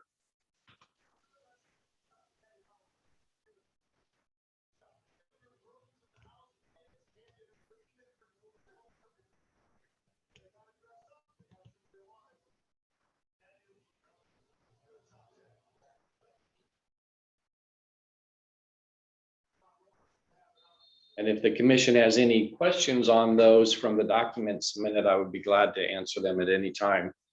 So I want to jump to the project. And as we know, this is the footprint of where the new facility will sit, which includes the 7th Street Church and the other properties mentioned by Mrs. Parker. As you can see, there is a lot of blight in this picture. And since the time of this Google Earth image, it has actually gotten even worse. I'm going to focus on this image. This is the physical location of where the church currently sits, on the corner of 7th Street and State Avenue. There were questions about how would it integrate this new modern structure with the historic structure. I'm going to focus on this space right here because this is where the primary work would take place. Let me step back. Previously, I've submitted this document to you. I have listened to the feedback of the commission. It has been very good feedback and have really come up with a more substantial and a centralized location where there'd be more of a prominence of the facility itself instead of elements scattered throughout the building. So that was very helpful. So here it is. Here's where we begin. As we walk through the entrance of the 7th Street and State Avenue corner, as you'll see on the ground, supporting the bases, we have the foundation stones from the church, which support the vertical beams and posts for the floors above. Also, working with the trusses from the sanctuary. I love wood. My recommendation would be to remove the paint and restore them to their beautiful wood quality. And the two pieces would come together. There's one on this end and there's one on the far end of the art gallery, which kind of provides a space for the art gallery. Hanging in the southern windows along State Avenue, you will see the stained glass tall pieces that we have been talking about. So as the southern light comes through these windows, the stained glass is going to throw beautiful light all the way throughout this entire facility. You can also see an example of where some of the pews may sit. Again, everything is incorporated, everything is working together, the historic and the modern. If the ceiling is tin, we would look at trying to restore that and have it in this area as well. And that's if there is enough tin to do that. On the far end of the art gallery is the second truss that we would build into the facility. Here is the wall of a conference room. This is where we would do a significant amount of work, which I think is absolutely beautiful. So if you think of the west side of the church and it has the large stained glass window in the middle and the two long verticals along each side, wanting to recreate that visual using the red brick, just like it is the outside of the church, using the stanchions as it is on the outside of the church, using the foundation stones as it is on the outside of the church.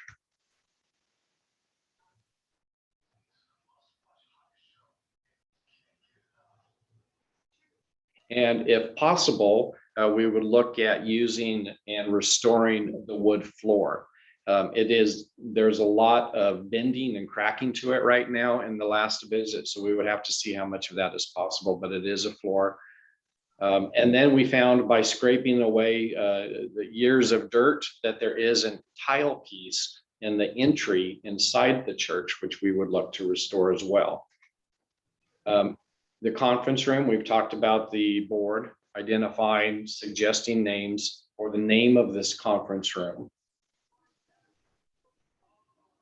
I input this image just so you can see this is the tile that actually is on the entrance of the church. So this is what we would pull, cut, and set in place into the entrance of the conference room. As you come inside, you'll see the beautiful light that's coming through the glass and the stained glass. This would be the east wall. Now, please excuse this KCKCC imagery, but I know several members of the Landmark Commission have come and toured our historical wall. So I use that as an example of what we might be able to do on one of the walls to tell that story. From the historic preservationist report that we did not pay attention to because they have been painted multiple times, there are some beautiful doors in there. This is an actual door that we would look to put in. It's about an 18-inch inset door with the trim. And there is a adjacent closet for storage that is built together right now. So that is the corner of a location in the church, and that would be put in place, either painted or brought back to wood. The door is non-functional, but what we're trying to do is create that environ of the church. And we could include possible artifacts here as well.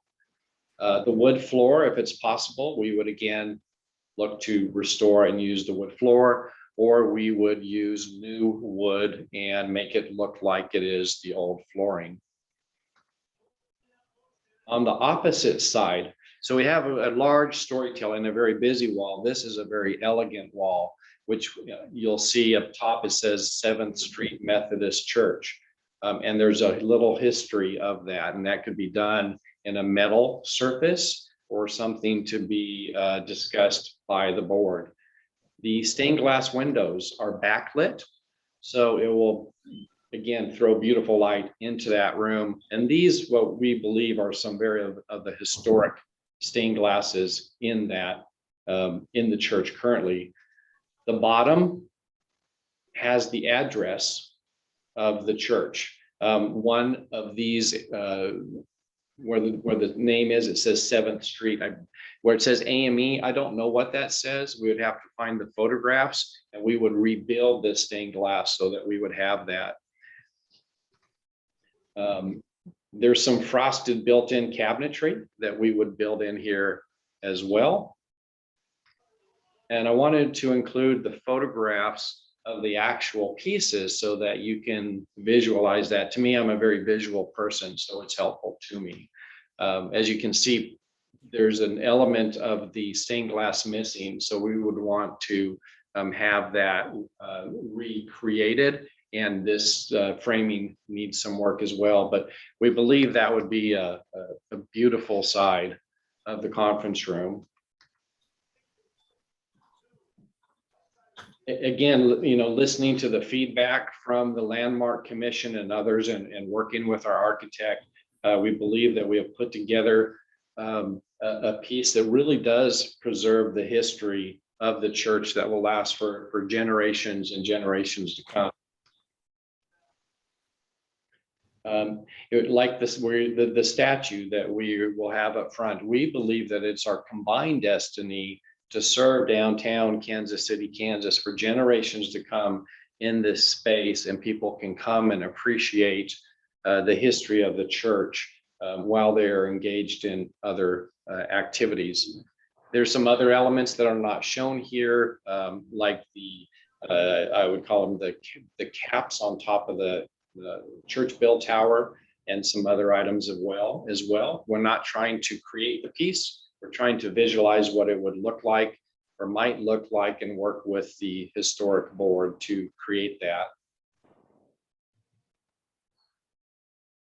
So with this work that we have done and the engagement that we have, and for what it is going to provide the community and the timeline we have to work with as well, we respectfully request the approval of the certificate of appropriateness be approved without unnecessary hurdles. With no opportunity to restore the church in this current form, we wish to collaborate together towards this common goal. I've just tried to summarize on this page what we believe would be appropriate conditions in order to move forward. So this evening, we do request approval of this certificate with these conditions. And that ends that portion of the presentations of the certificates of appropriateness. Now, at this time, if you would like, I will continue to those other four, or we can talk about this one. At this point in time, I think we need to handle this one first because the outcome of this one has bearing on the others. So at this point, let's continue with this one. And if that's the end of your presentation, I will open it to questions from my fellow commissioners. Yes, sir, it is. Thank you. And I agree with that approach. I appreciate that approach. Commissioner Hill, you have your hand raised. Yes, sir. This is Commissioner Welcome Hill. I would just like to say personally, I think the work that you have shown us, Dr. Mosier, is beautiful.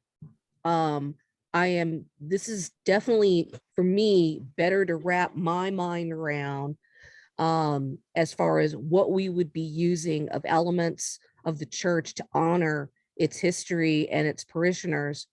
And I think the work is just beautiful. So from myself, thank you. Thank you. I appreciate it. It means a lot to us as an educational institution. So thank you for that. Questions from my other commissioners?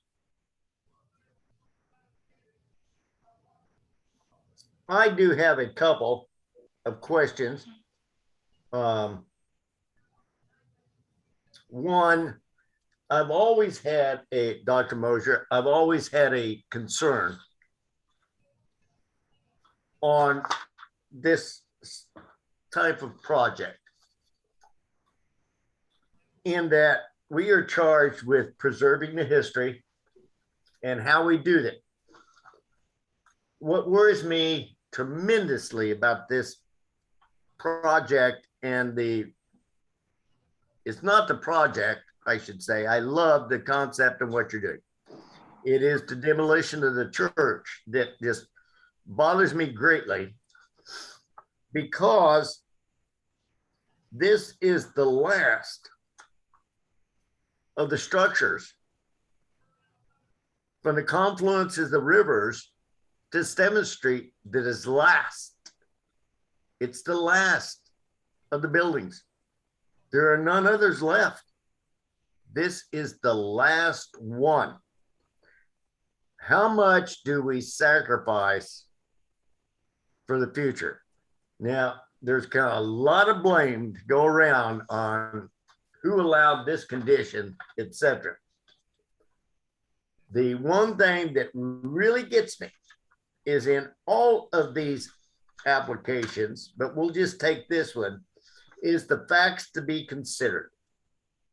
The proposed demolition remove the entirety of the 7th Street Church, while the building, in its own right, the proximity to the 7th Street Methodist Church, I'm quoting off one of the others, pardon me, its proximity, its demolition will be detrimental to the statescape, aesthetic, physical space, and overall characteristic of downtown. Now that is one that is in conjunction, but the one that I was looking for, and if you will bear with me, is the same statement that is made for the church, is that it will be detrimental to the character of downtown, its cultural heritage. And that is the one that is really bothering me, is how do I vote for something that is potentially detrimental to the historic, cultural, and architectural character of the remaining block, the downtown area, the African Methodist Episcopal Church community, and the city of Kansas City, Kansas as a whole. Give me a little comfort on that if you can, Dr. Mosier. Yes, sir, absolutely. I understand that statement in relationship to the church, and it is very sad that it is in the condition that it is, but that's where we sit today. The other buildings, if you will look at the one, and I'll have to look at the number myself, but we refer to it as the Firestone Building. They call it something else, but those were names from long, long ago. It is a burnt out shell of a brick building that has no roof on it, and it's all full of trash. And that same statement is made for every single building down that block. So while some may say it's detrimental to the appearance of downtown, the individual or individuals who wrote that statement, there are many more individuals that say that that block is full of blight, it's full of trash, and no one wants to come downtown. So if we look at the 9 elements of the purpose of the Landmark Commission and its responsibilities, what we are trying to do meets 6 of those 9 elements. The other buildings, they're brick buildings. One of the statements is detrimental to the history of downtown, and it refers to 2 metal garage doors that roll up and down, and they have a window across the top. I beg to differ, but that is not historic in nature, and removing burnt out buildings is not detrimental to the history of downtown. But we can work and bring all of these organizations together that will work on the education, the physical, the mental, the behavioral health of our community, and place the people who live in downtown KCK in an opportunity where they can better their lives, and they can better the lives of their children and generations to come. Keeping burnt out buildings downtown does nothing for that. And I can't tell you how many people are going to come and visit downtown KCK to look at burnt out buildings that are truly a blight on the community in that downtown environment.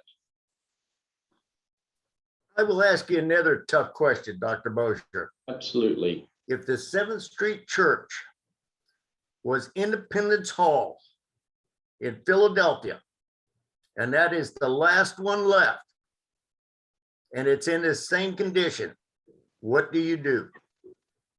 Well, you asked me several other questions that were very similar in nature last time. And I'd say, well, I wouldn't have ignored them. I wouldn't have let them decay for 30 years. If they're that important, then I wouldn't let them decay. And this is not Independence Hall in downtown Philadelphia. So we're talking apples and oranges. I'd like to focus on where we are today and what we can do to help preserve the history of the church that has been lost over the last 30 years through rot and decay, and it continues to fall down. No one is going to come up with $6 million or $5.5 million to restore that church. No one has in the last 30 years. We're willing to spend about $500,000 to do this and to do it right. And I believe with 30,000 people coming through this new facility each year, more people will be able to actually come and enjoy the beauty and the history of the church than if it were a standalone, even if it were restored. And that's my personal opinion, but we're beyond the point of restoring that. We were fearful as we went into the building last time because the roof truss going in from that north entrance is cracked in half, and that roof's going to come down. It's just, it's just beyond restoration, and I'm sorry for that, but there is nothing that I can do about that. I cannot put my students' tuition and fee dollars towards that. I cannot put our tax dollars towards that. That's not our mission. The unified government, I don't believe, would be wanting to put the tax dollars towards that. I think there'd be a lot of pushback from that as well. So we're trying to make the best of a bad situation. Do I wish it were different? Yes. Is it? No. So we're trying to do what we can to preserve the history in a very meaningful and permanent way, as you see from the slides, so that we can preserve the history of the church. And I know it's a very, very difficult decision, especially someone as passionate as you and the other commissioners are about historic preservation. But I think we're at a point where we have to make what is the best thing that we can do for the church at this time. Well, I see that Commissioner Taylor has his hand raised.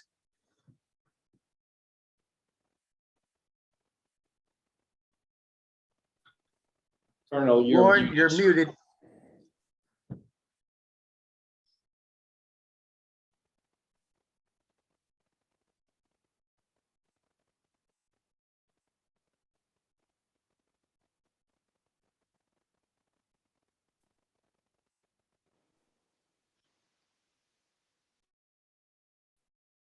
Still muted, Lauren.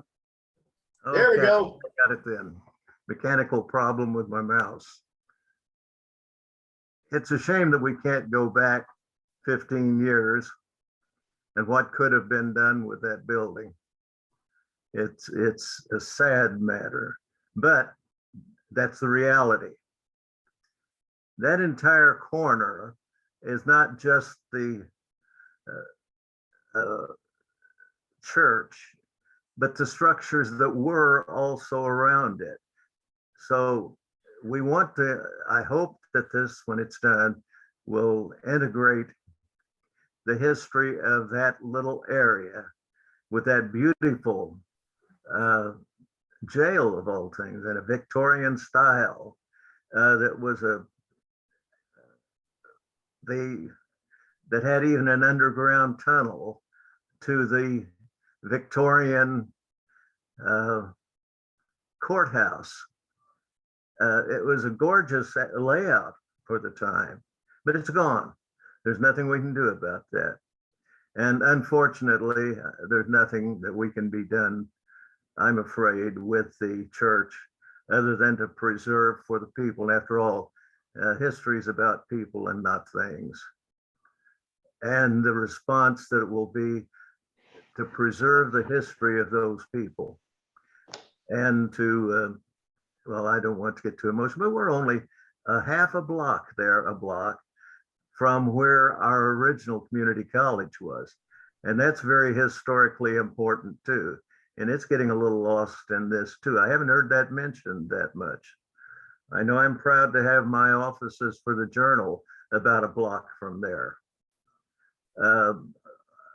I want something that's going to, for my grandchildren too. But unfortunately, the past is the past and it can't be changed. That's the key. That's my main comment. We can't change it, so we can just do the best we can with what we have.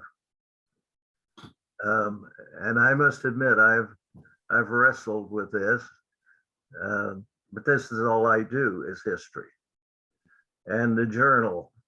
And there's other ethnic history in that corner that has not been mentioned. And we're going to be talking about that in several articles coming up. And you've mentioned, though, they all relate to those other buildings right at the side. So when this is done, this will be more than a preservation of one corner of a Seventh and State. It's the preservation of history for the entirety of that. And that includes that. And sometime, if you'd like to know, I'll tell you that other historical ethnic group that has been overlooked here for a long time. Okay, that's enough. I'm sorry, I get a little carried away, and it's hard not to get a little emotional. That corner is important to a lot of people, the corner, and you're just a part of that corner. Thank you, Colonel. And if I may respond, we've previously had discussions on the storytelling wall being more than the 7th Street Church. I failed to mention it, but that is one thought that could also be shared here. We could have a history of the downtown Kansas City, Kansas church on this wall. It could be telling the history of the buildings that have come and passed before us. And that would be the work of the historic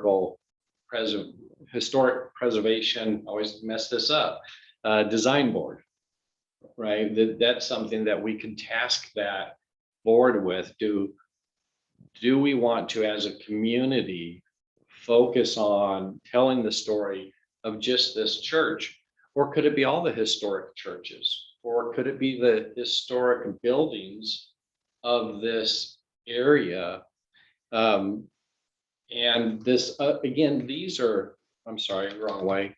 These are just illustrations of what could be. It's difficult to realize. I'm very visual, but I know it's very difficult sometimes to visualize what could be in an area that is unfamiliar. Again, this wall does not have to be like this, right? So again, I think that's work that we decide as a community. It's important to tell the story of this church as this is the place where that church was moved from the north and brought down by the Wyandotte, I believe, Indians and rebuilt. So there's a huge history there that's not told in what we're showing today, but that could be on that wall. And this wall could be different as well. And we do have time to work on that as we get into the design phase of the facility. Again, I just provide these illustrations to help visualize what could be. And I hope I'm not repeating myself too much. I apologize if I am. It's all right. Thank you, Dr. Mosier. Commissioner Hill, I see your hand raised. Yes, sir. Thank you. This is Commissioner Welcome Hill. I have, I guess, two things that I want to state for the record and two questions of staff, please.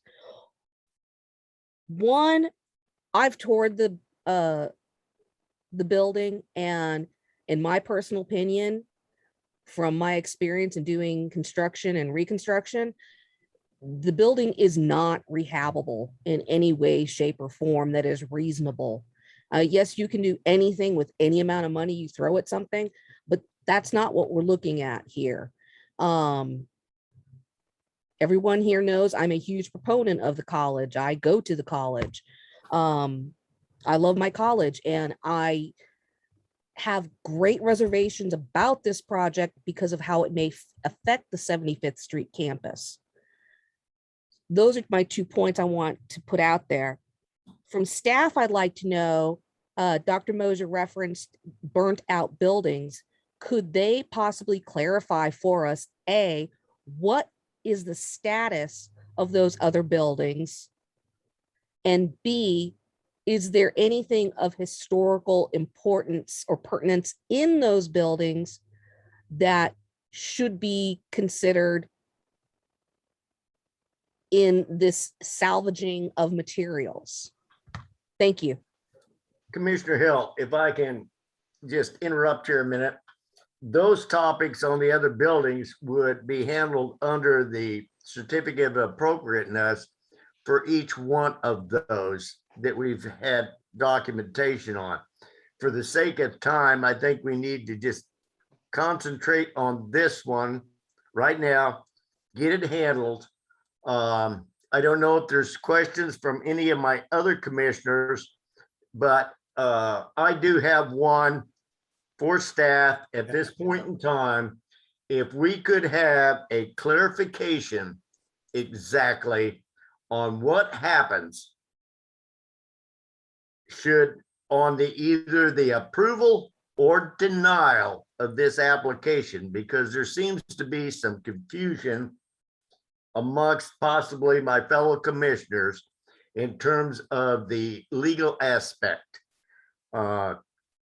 Director Hand or our dear legal representative, could either one of you address that, please?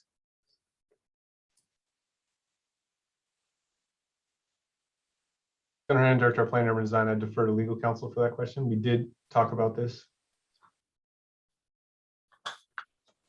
Daniel Kuhn, legal counsel.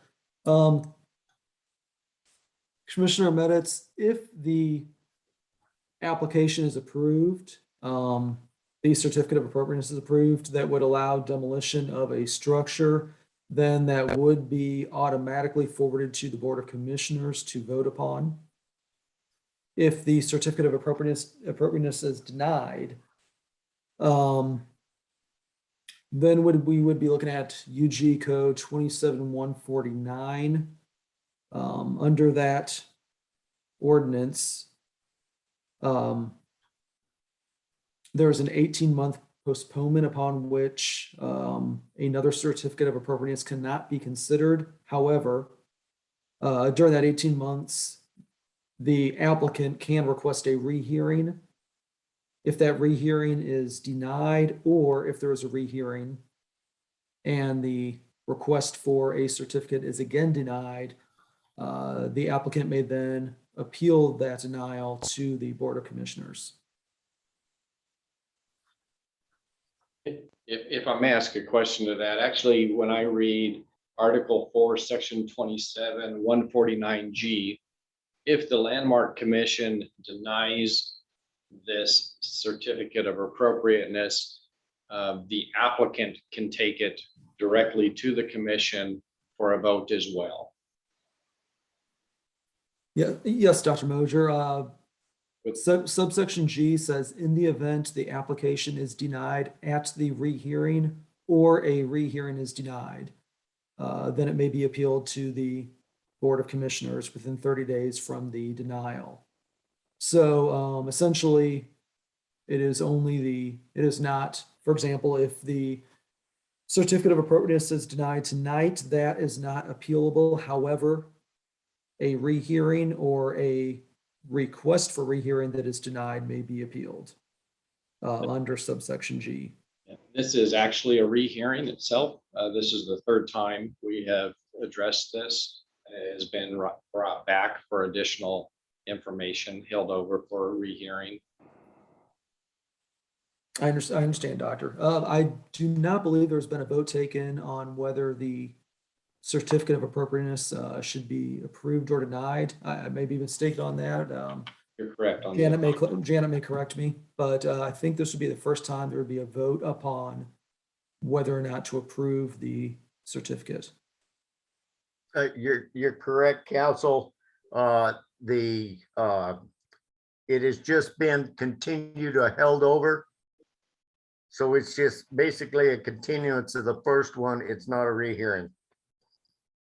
Okay, thank you for that clarification. Mr. Chairman. Yes. I've got some misgivings, as some other folks do, I'm sure.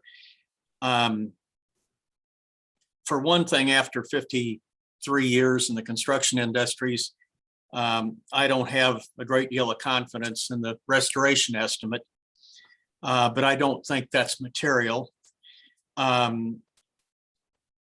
The problem, regardless of the cost of restoration, is one of the problems is that we have no sustainable use for the restored structure as it is, regardless of cost. It's been vacant for a long time and nobody maintained it in the first place. In terms of no sustainable use that would support the investment it would take at this point to restore the building. I'm not impressed by the fact that the UG, who currently owns the building, supports the project. It's awfully convenient for them to neglect the code enforcement for decades, let the building fall almost down, and then support tearing it down. That's pretty handy, but it's not impressive. I do support the presence of a downtown campus. The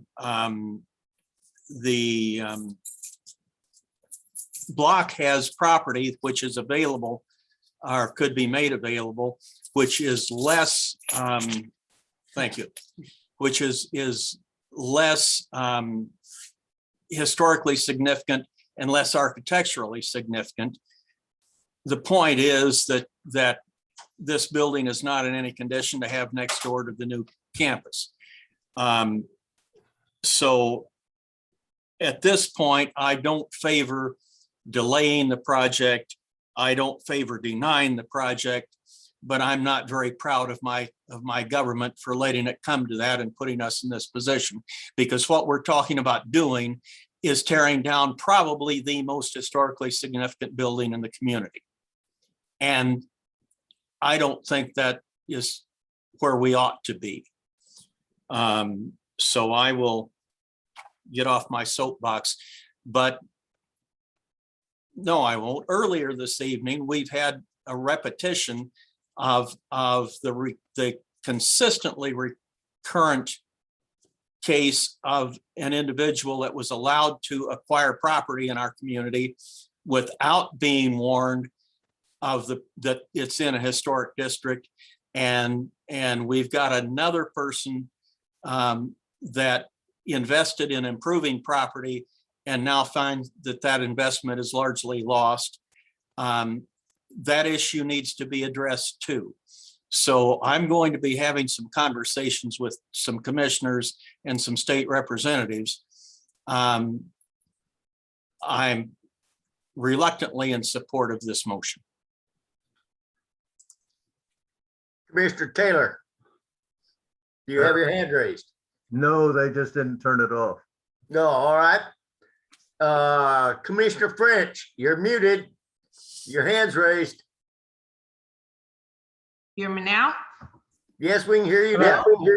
Okay, I have a question about the HPDB and how it will be created. I see on your slide, Dr. Mosher, you say cross-community, cross-cultural membership.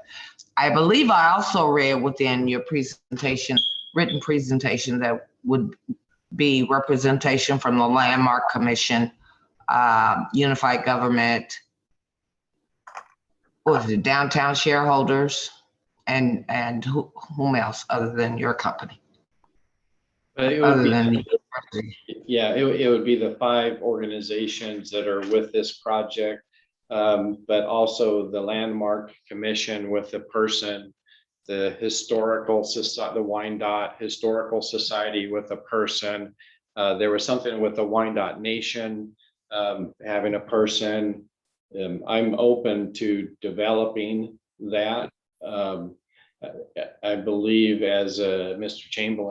Chamberlain mentioned, there is so much other culture in this area that if we're really looking to do this right, that we would garner that input before we came to final plans on, maybe how the inside of that conference room is utilized, or maybe even other spaces within the building. We could look at those items as well. I think in the written response, Commissioner Schrader asked that question in specifics to certain organizations. My answer to that was yes, and then some. So I'm not a person to limit the conversation. It has to be a manageable sized group, but it's important. So I'm open to those types of organizations being part of the Historical Development Board. Okay, well, it appears to me that this board will be responsible, if you will, for the community college as well as historic organizations to ensure that there's cultural diversity throughout the building and not just in the entryway. That some of the items and courses and things that you talked about within your presentation that would be ongoing, hopefully, at the college that deals with the history, and that it continues to be forever and not just grand opening, if you understand what I'm saying. I am torn as well, but I do believe we do not need to let this building stand for another 5, 10, 15, 20 years until it falls down. I think we need to work on trying to stop where we are with the decay and start building positively, incorporating as much of the historical items that we have and design and the history and all of that and move forward. So I'm not saying I'm voting, but that's my desire, my wish for Kansas City and downtown area as well. Thank you, and I appreciate that. And if I may, with this certificate of appropriateness, we're kind of talking about this space. I cannot speak to the entire facility at this time, but I can tell you that that is one of our goals. So that input would be welcomed, but we would have to look at the overall cost and everything as it goes about. One of the comments from one of the 5 partners was, how do we look at adding additional art beyond the sculpture of destiny? And it was discussed that we would look at it from this approach. I just want to try and clarify what we're talking about with this certificate of appropriateness, but then what we will also do with art throughout the buildings, plural.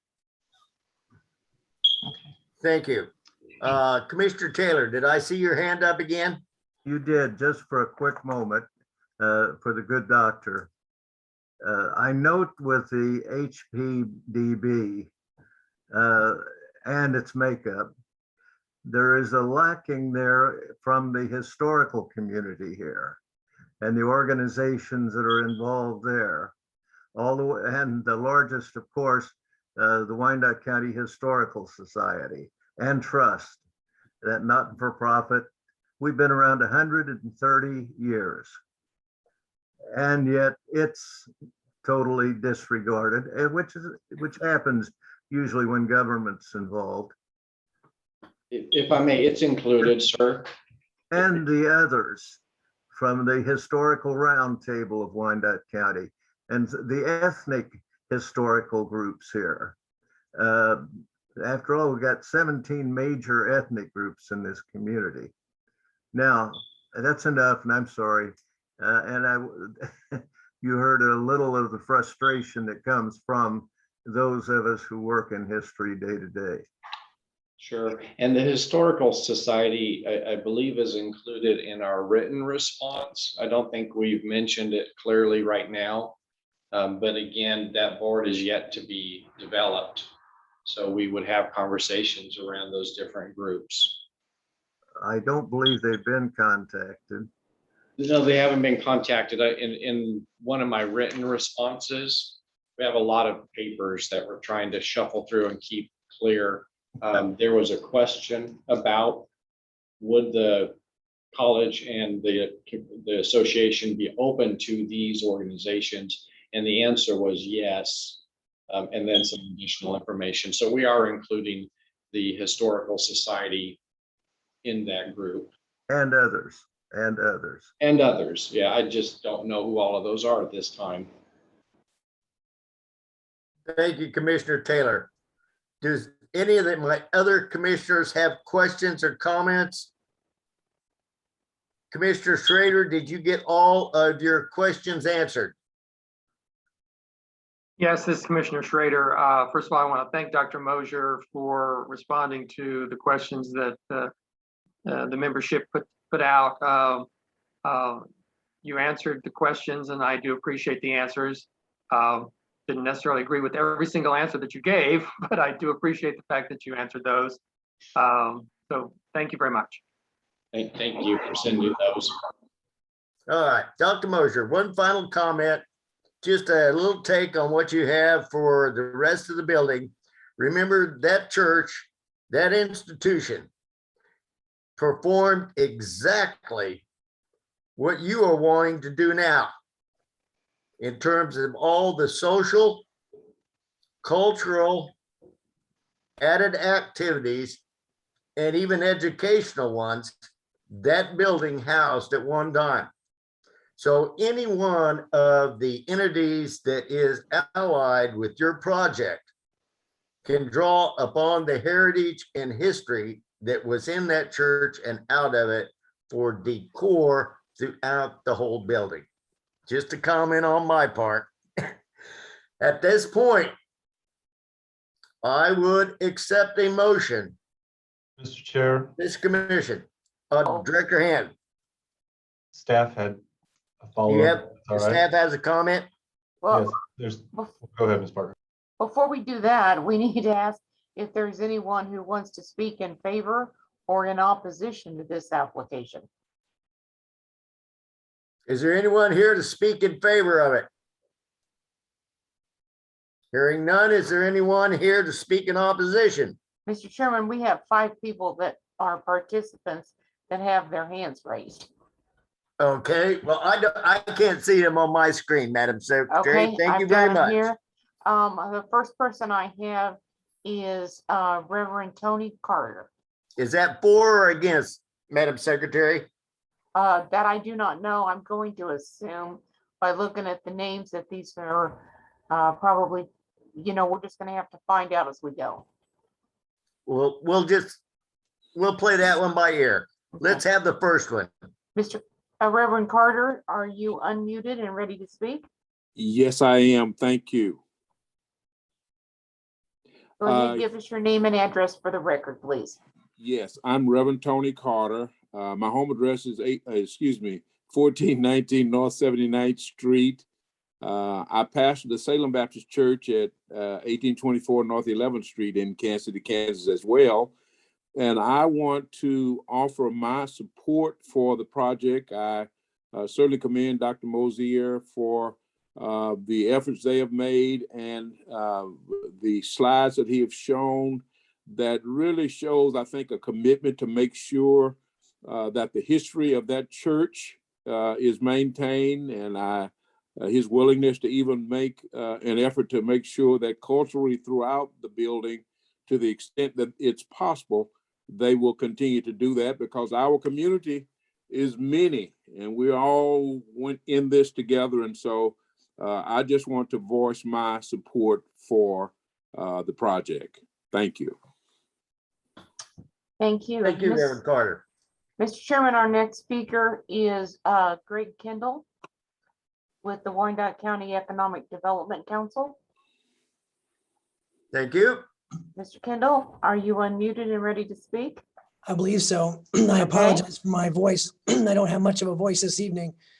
Chairman Meditz and members of the Landmarks Commission, I'm Greg Kendall, President of the Wyandotte Economic Development Council, located at 727 Minnesota here in downtown KCK, and a resident of KCK. I am here in support of the applicant, Kansas City, Kansas Community College. In a perfect world, the former 7th Street Methodist Episcopal Church, Jennings Tire and Battery, Porter Motor Car, Drexel Supply Company, and the funeral home would not have been largely abandoned and left to decay.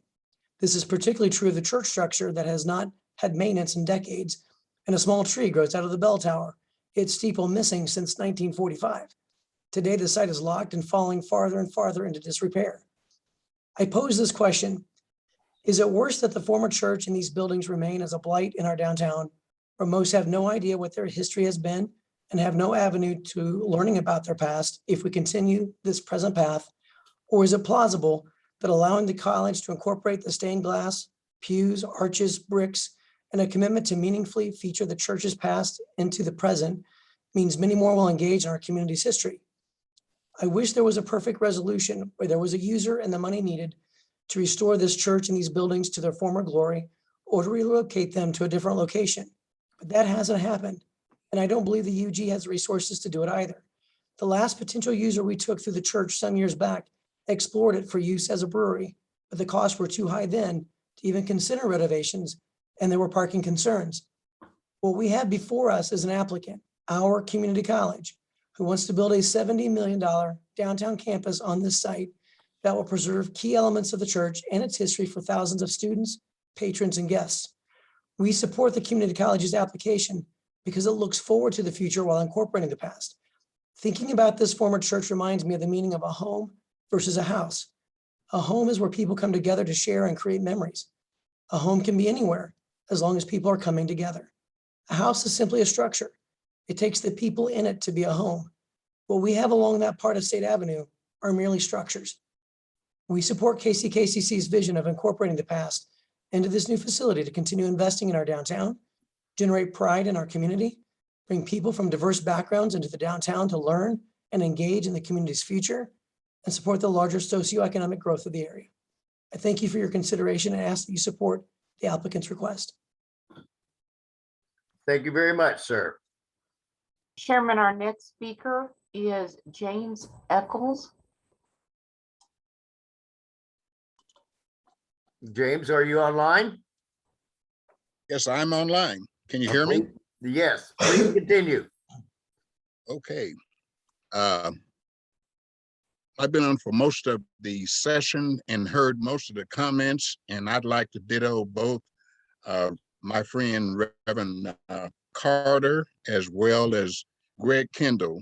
During the past 2 years of my service with the Downtown Council there for KCKCC, I've learned a lot about vacancies throughout the county during this period, even prior to the pandemic.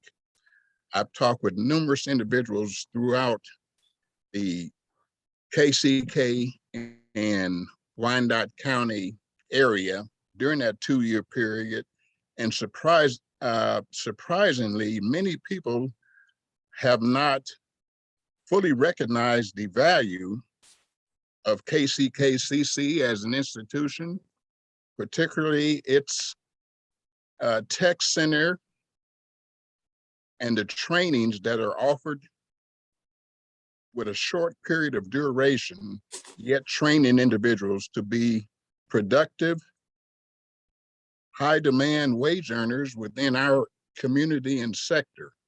And so I fully support and ditto the comments of earlier speakers that this is a very important opportunity for our entire community, not only to fully utilize the area where the current structure and facility stands, but also to raise the pride and opportunity for many of the less fortunate in our community.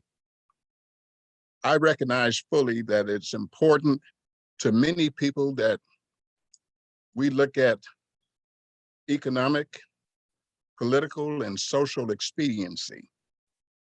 But sometimes it comes down to strictly taking action and coming together as a community for the benefit of all, simply because it's the right thing to do. And this is an idea whose time has come, and I'm glad to see it moving forward. And I wholeheartedly support the movement that's taking place tonight. And I hope that this is the beginning of something special for our community. Thank you. Sir, could you please give your name and address for the record, please? Yes, my name is James Eccles. My address is 1815 North 79th Place, Kansas City, Kansas, 66112. Thank you very much. Thank you. Mr. Chairman, our next speaker is Ray Daniels. Yes, Mr. Daniels, are you online?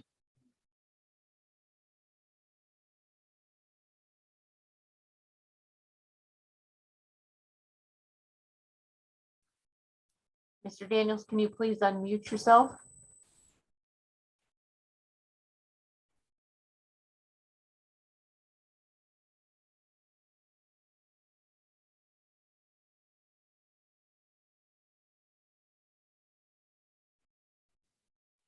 Now, can you hear me? Yes. Now can you hear me? Thank you. Good evening. My name is Ray Daniels, 2602 North 100th Terrace, KCK 66109. And I have the privilege this time to be the chair of the Board of Trustees for the Community College.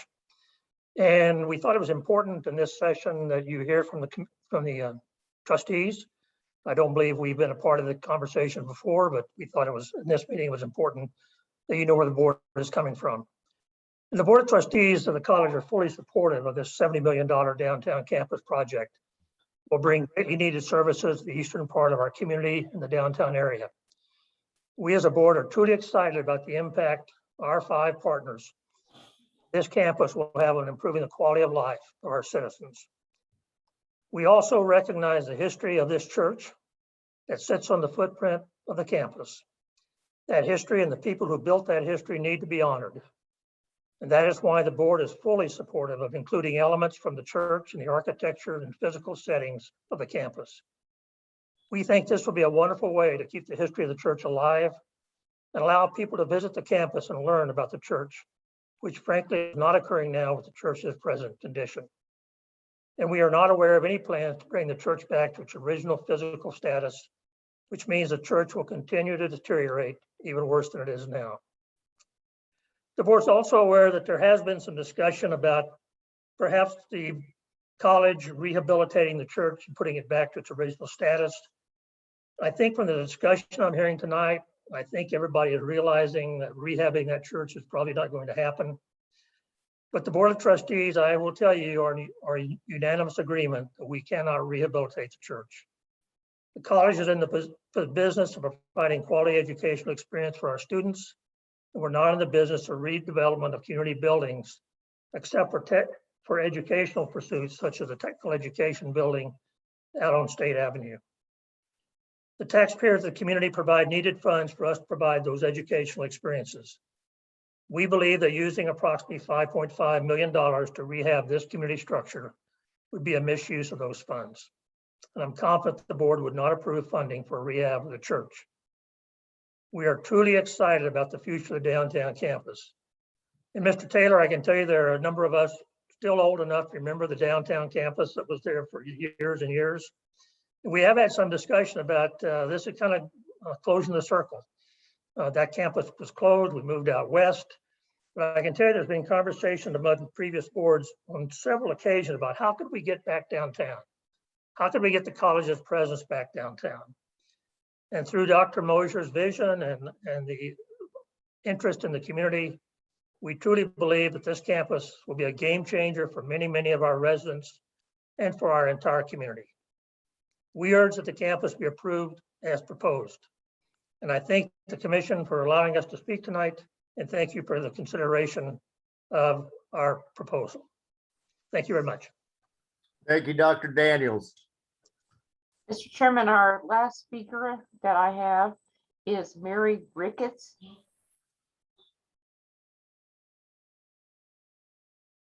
Good evening, everyone. I am Mary Ricketts, and I am so very excited to just share just a few comments.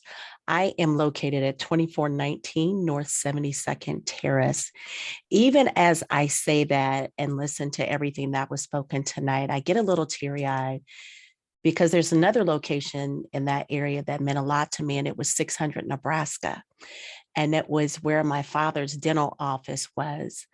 I can remember when Dr. Mosier was first talking with me about what was going to happen downtown and what his vision was, because I also am honored to serve as the board chair for the Kansas City, Kansas Community College Foundation Board.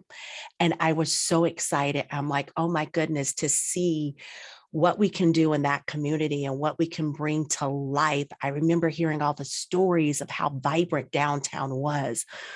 When the challenge came up about the church building, and the church that I serve at is actually on 1800 Washington Boulevard. So I know the value and the beauty of seeing those beautiful stained glass windows. And when I saw the renditions and what we could do to preserve that history, I was so excited. I'm like, that is beautiful. That is where, as a community, we can really come together and preserve what once was and let us stand there forever, and let our other community members, those of us that may be young and don't realize what that is, where this building was or what the area used to look like, and we're able to do that. So on behalf of our foundation board, we are in full support of the proposal that stands before you, and we ask that you support and pass our request as it stands. Thank you. Thank you, Ms. Ricketts. Madam Secretary, do we have anyone else signifying they wish to talk?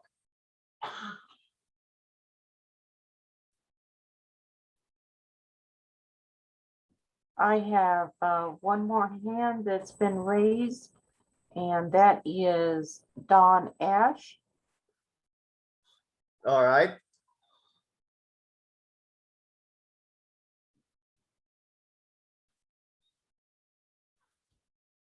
Are they unmuted?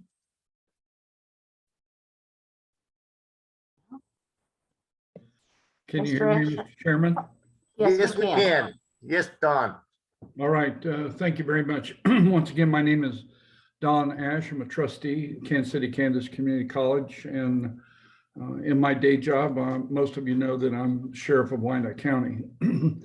I just want to speak to the board's full support for this project. You heard from Dr. Daniels. I think you've probably heard from Rosalind Brown, but I'm coming at it from a little bit different angle. I certainly agree with everything that everyone has shared here this evening, but this downtown learning center truly is a game changer for the people in the downtown area. As we have analyzed the need for education, certificates, workforce development, certainly you have seen the numbers, you've seen the data, you're probably familiar with all of that. But a piece of data that hasn't been shared with you is that of the roughly 420 people that we have in custody in Wyandotte County Jail every day, on just about any day of the week, if you run a report on those individuals, we discover that 2/3 of them, 66%, 65%, 68%, have neither a college education, either a high school diploma or a GED, let alone a college education or a workforce certificate.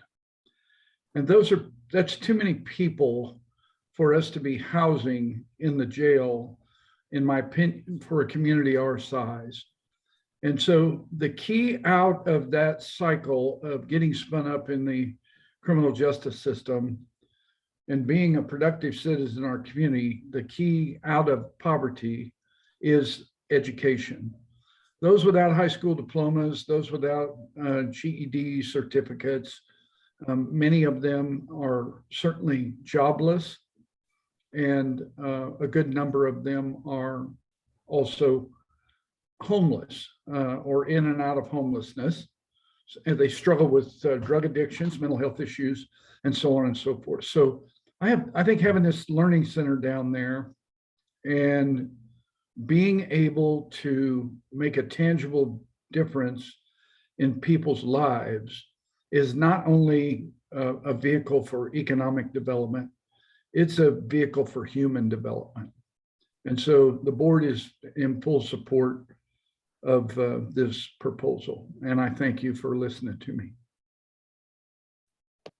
Thank you, Sheriff Ash. Mr. Chairman, I do not have any hands that are raised. However, I would ask that of those that are still on the call, if you are in favor of this application, could you raise your hand now and we will get a count of you. And that would be only the people that did not speak.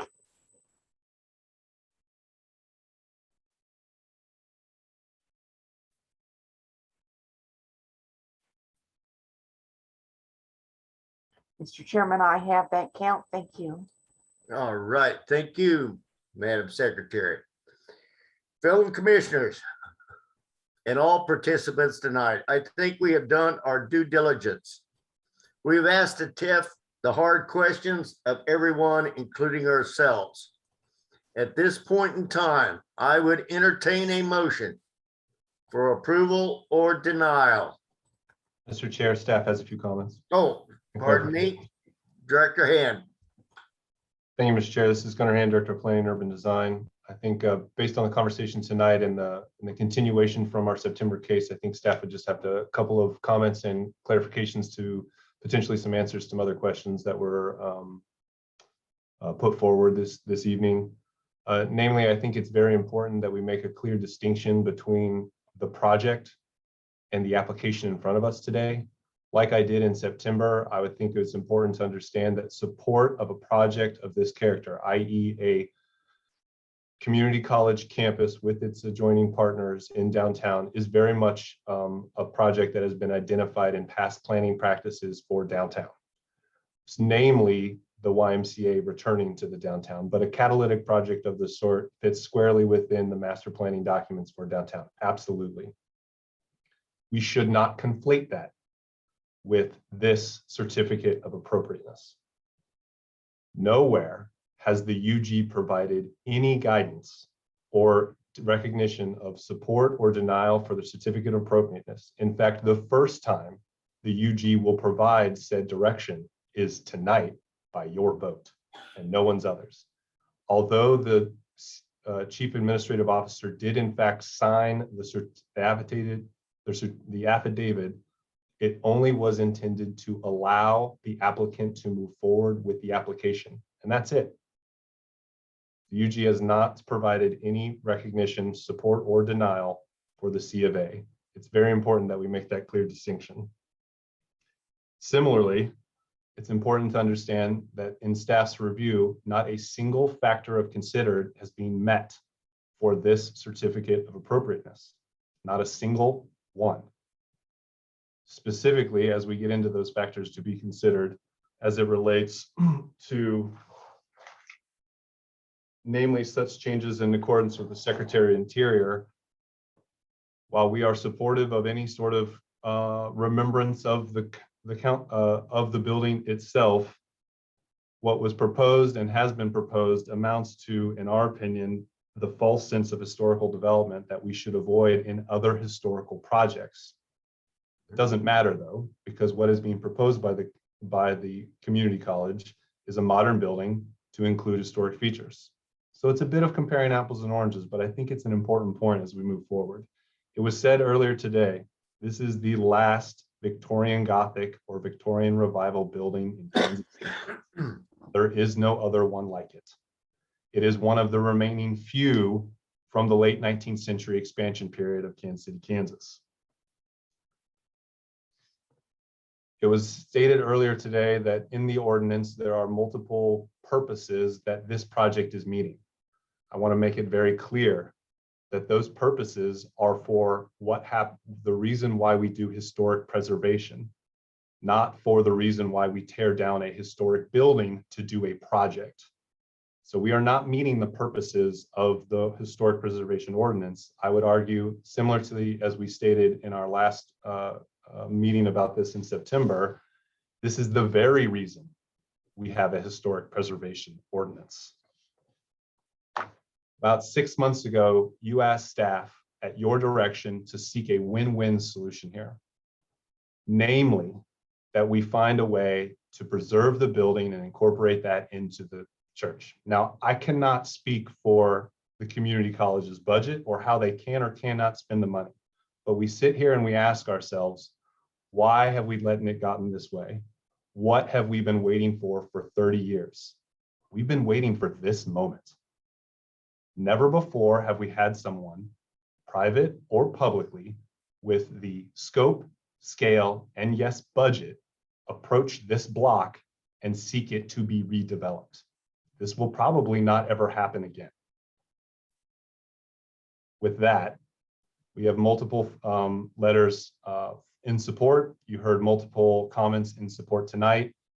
I wanted to remind us that there were a couple, I think 2 or 3 attendees at our September meeting who spoke in opposition. Staff recommends denial. Thank you, Director Hand. Those clarifications are very much appreciated. If we have no further discussion. Mr. Chairman, Mr. Chamberlain had his hand raised. All right. Thank you, Madam Secretary. Commissioner Chamberlain, you had your hand raised for a comment. I had a question. Am I correct that if this were denied in conformance with staff recommendation, the college at that point, their recourse would be to request a rehearing, which would be a formality at that point, and then would move to the county commission. Is that correct? And how much time would be consumed in that process? This is Gunnar Hand, Director of Planning and Design. Mr. Kuhn, if I get this wrong, please correct me, but if you were to deny the C of A, the applicant could request a rehearing through this department. The code specifically designates two ways to have a rehearing. One, that the project materially changes in some way, shape, or form, like the scope or the scale or what have you, or they need to prove economic hardship, in which case we can set an agenda for another hearing with this Landmarks Commission. If we don't believe that they meet those criteria, then yes, both that rehearing or the denial of essentially denial of the rehearing would be appealable to the Board of Commissioners, at which time the board would decide on the C of A. Is that correct, Mr. Kuhn? Yes, that is correct, Gunnar. Thank you. Well, Mr. Chairman, it wouldn't hurt my feelings any if the commission had to make that decision. In that case, we vote for denial. If I may make a point of clarification. Yes. Thank you, sir. I want to make sure that there is continuity in approach and in addressing Director Hand's comments. As we move to the next 4 certificates of appropriateness, they all fall into the exact same category that this certificate of appropriateness falls. Of those 3 conditions, none of those conditions are being met. Yet, it does state the UG staff to support approval of those certificates of appropriateness. Now, there is no difference between this one and those 5 on a technical standard. So we are not treating these certificates equal or equitably. Mr. Chairman, I am sorry, but I am going to interrupt. The public hearing meeting is closed. So unless you reopen it for comment, then I'm sorry, but Dr. Mosier is out of order, and you're going to have to reopen the hearing if you want to continue to hear his comments on the other applications. I think at this point, he will have the opportunity to speak on the other applications, so I will leave it closed. More than that, I think it's time for this board to make a decision for approval or denial. We've heard from each other. We just heard from Commissioner Chamberlain and his opinion on really who needs to make the decision, etc. I'm facilitating the meeting. It is up to you, my fellow commissioners, to make the motion for either approval or denial. The floor is open for a motion.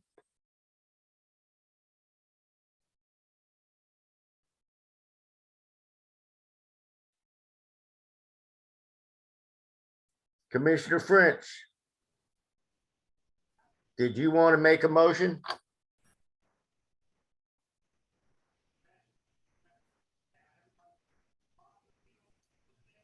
Commissioner Chamberlain, what you said a minute ago about putting it to the Board of Commissioners, and that would take a denial. Do you wish to make a motion that we deny this application? I'm inclined to do that because the role of the Landmarks Commission is to preserve these landmarks.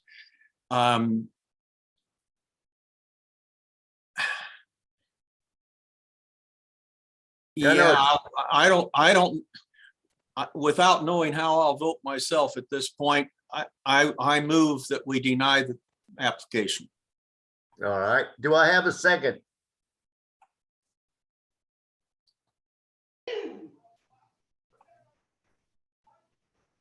Do I hear a second? Commissioner Hill, you have your hand up? Sir, I have my hand up, but it is not to second the motion. All right. I can't have any discussion until I have a second. Yes, sir.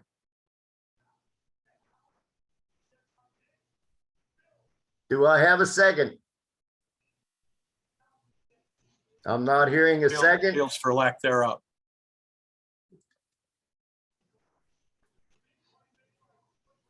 Who was that? That was me. It fails for lack of second, Mr. Chairman. Right. Well, we have a note. Chairman, Yes. this is Daniel Kuhn, legal counsel. If Yes. I may, the Board of Commissioners may ultimately hear the applicant's request for a certificate of appropriateness in any event. Again, to restate the UG code,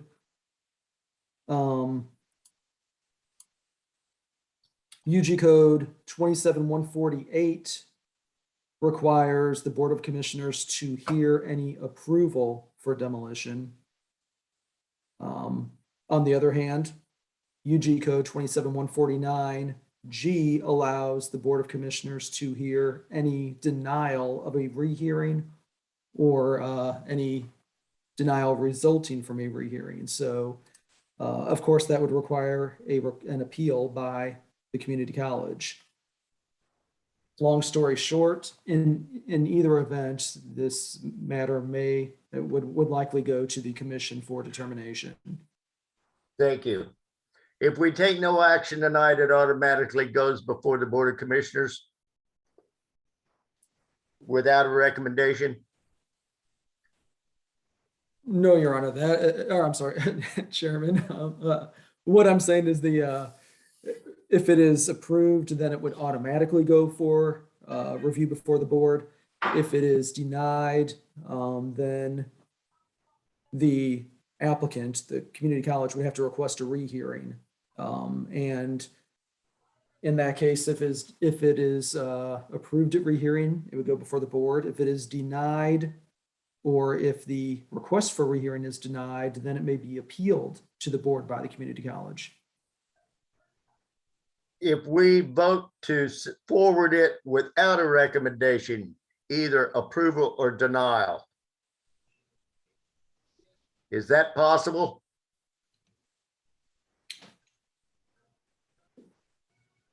Well, then we are kind of treading on an uncharted path. Chairman, I think we need to, I think the commission needs to make a decision either one way or the other. Thank you, counsel. Commissioner Medix.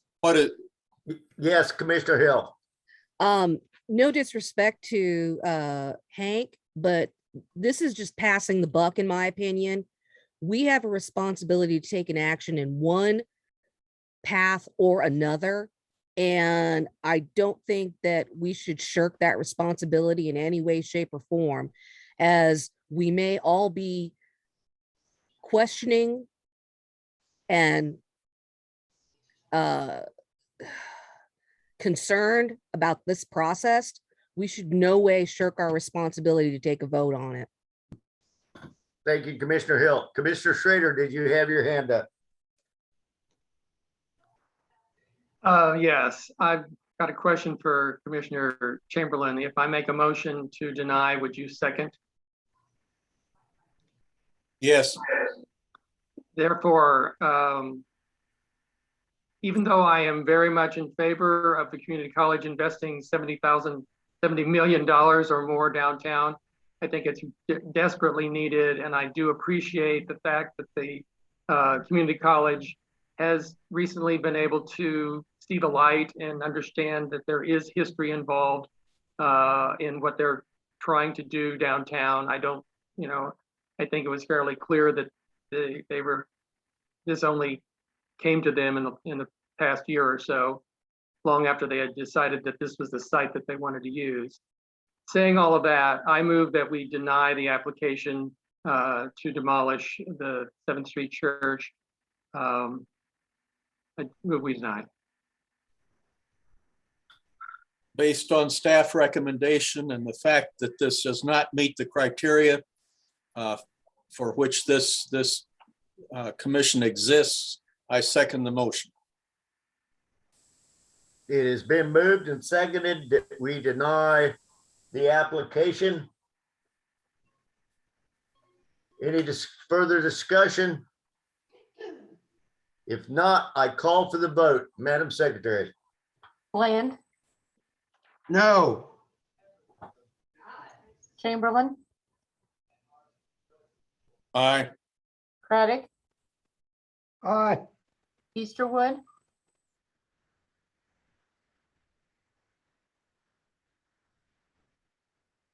Aye. Okay. French,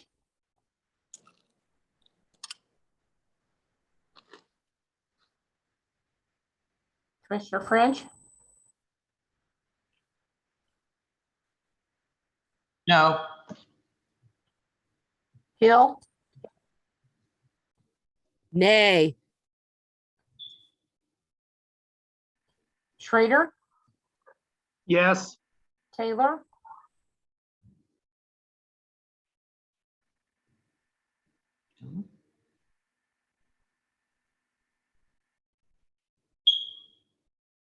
Commissioner Taylor,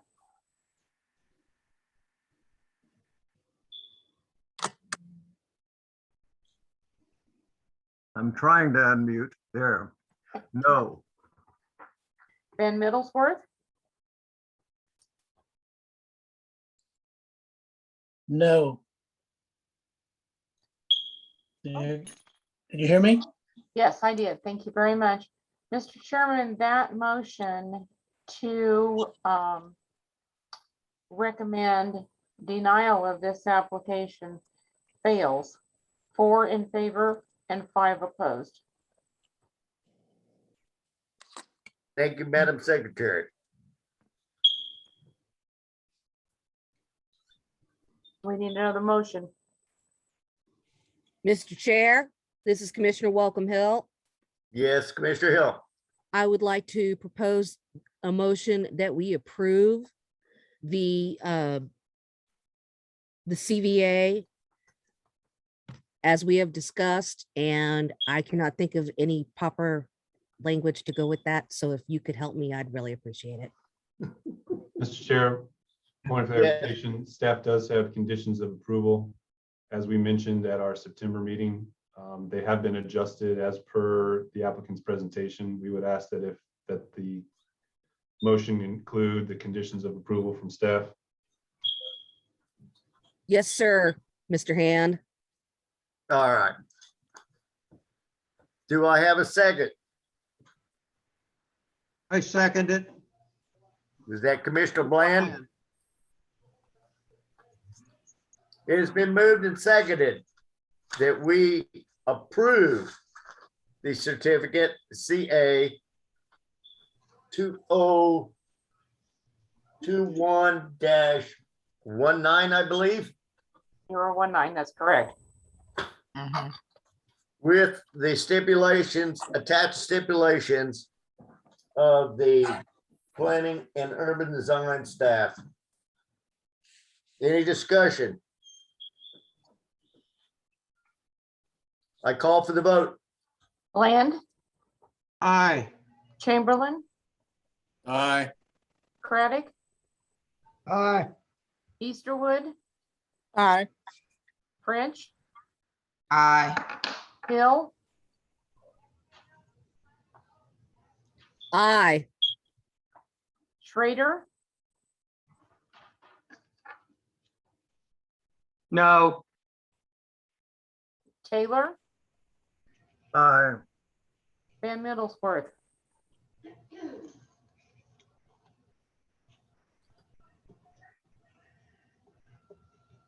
Mr. Van Middlesworth, Aye. Mr. Chairman, that motion to approve this certificate of appropriateness, CA 2021-019, subject to the conditions in the staff report, passes 8 in favor and 1 opposed. Thank you, Madam Secretary. Thank you one and all for your deep thoughts, deep convictions. Mr. Chairman, when you were off of the call, I did call all 5 applications together.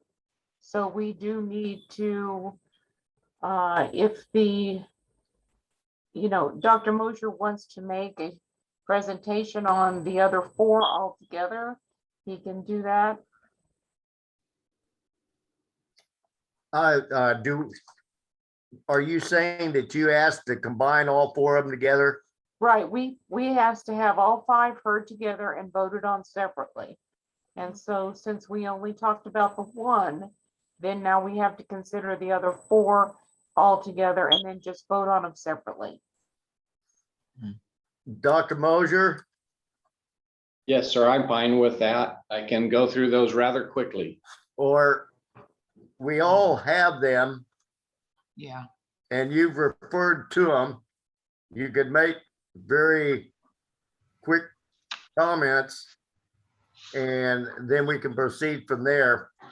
If you just want to talk about all 4 of them at one time.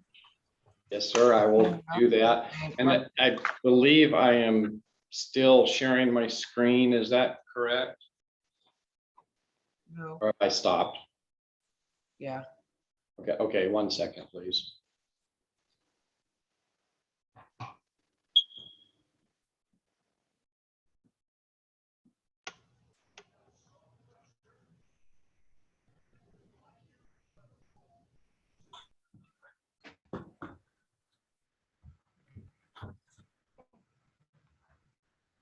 All right, very, very good. If you can now see my screen, just for my own self, I'll start the clock. Carry on. Thank you, I will. So the information I have in front of me is in reference to the 4 certificates of appropriateness that Ms. Parker mentioned. They are similar in nature for all of them. I can go through them. There's one that has distinction, and I'll touch on that as we go. Again, we know the buildings that we are talking about, and we know the social and economic benefit that will come from this project. So the first certificate of appropriateness is number 21. It's referred to as the Jennings Tire and Battery Supply Building. It is actually more commonly known as the Firestone Building. It is owned by the unified government. It is in the land bank exactly the same as the church. It was destroyed by fires many years ago that no one can put an age on. Again, it has not been maintained for many, many years. This is what the current facility looks like. And I'll state here, I have the staff recommendations, but if I may, look at this for 1 second.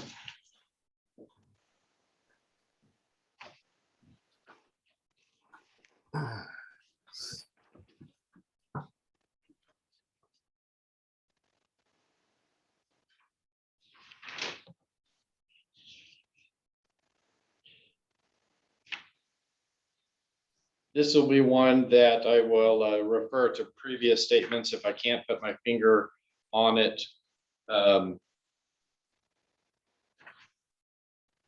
Quickly, but it is also a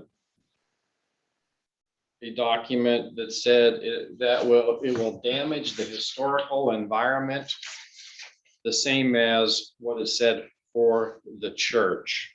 That it, given what it looks like, clearly that is not something that I believe the downtown wishes. The historical environment features were garage doors and this falling down canopy. Although in the previous recommendation, it was requested or was recommended by the staff that it be denied. In this instance, even though it is exactly the same, staff recommends that it is approved. There should be no restrictions on raising this building in relationship to Certificate 2019. Actually, raising of this property is providing Kansas City, Kansas a community service by removing the blight in downtown KCK. Moving on to Certificate 022, Porter Motor Car Building, also more commonly known as the Housing Authority Maintenance Building. The owner is KCKCC. We have acquired that from the Housing Authority. That property is vacant as well. It does meet the same 6 purposes for the code. It has not been maintained to a historical standard for years, even though it's in a historical environ. Here is the condition of the current building. Again, although it was stated by the staff that it would be a detriment to remove this building, as it would take away the historical environment of downtown KCK, again, they recommended approval. There should be no restriction to raising this building in relationship to 2021-19. It is a blight, it's a danger, it's a liability to people around the area. It's a liability to Kansas City, Kansas Community College, just as the previous one is a liability to the unified government. Again, raising this property should be considered a community service. 23. It is called the Drexel Supply Company. It is currently being used as Kraken Cargo. This is on the far southeast corner of the property. It is owned by Kansas City, Kansas Community College. It is semi-vacant with a tenant. This property we don't intend to take down immediately. In fact, it would be a property that we would save until the end of the construction period, as it looks to be in relatively good condition. And the artifacts that would be pulled from the church would be able to be stored in this facility so that they are protected during the construction phase of the new project. Again, staff recommendation is approval.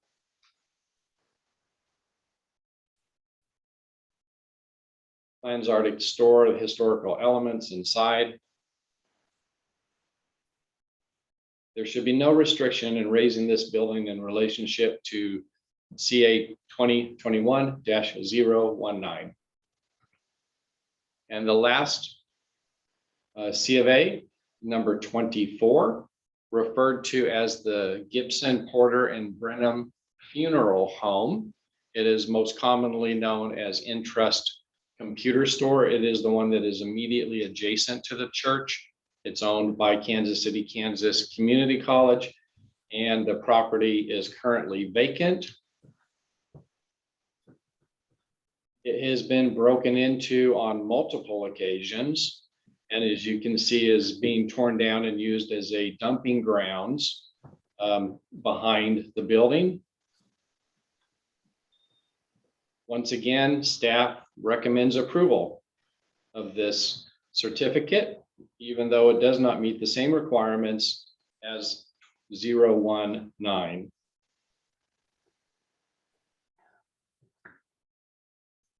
It has been broken into so many times, we have to continue to go down and board up this property multiple times over and over again.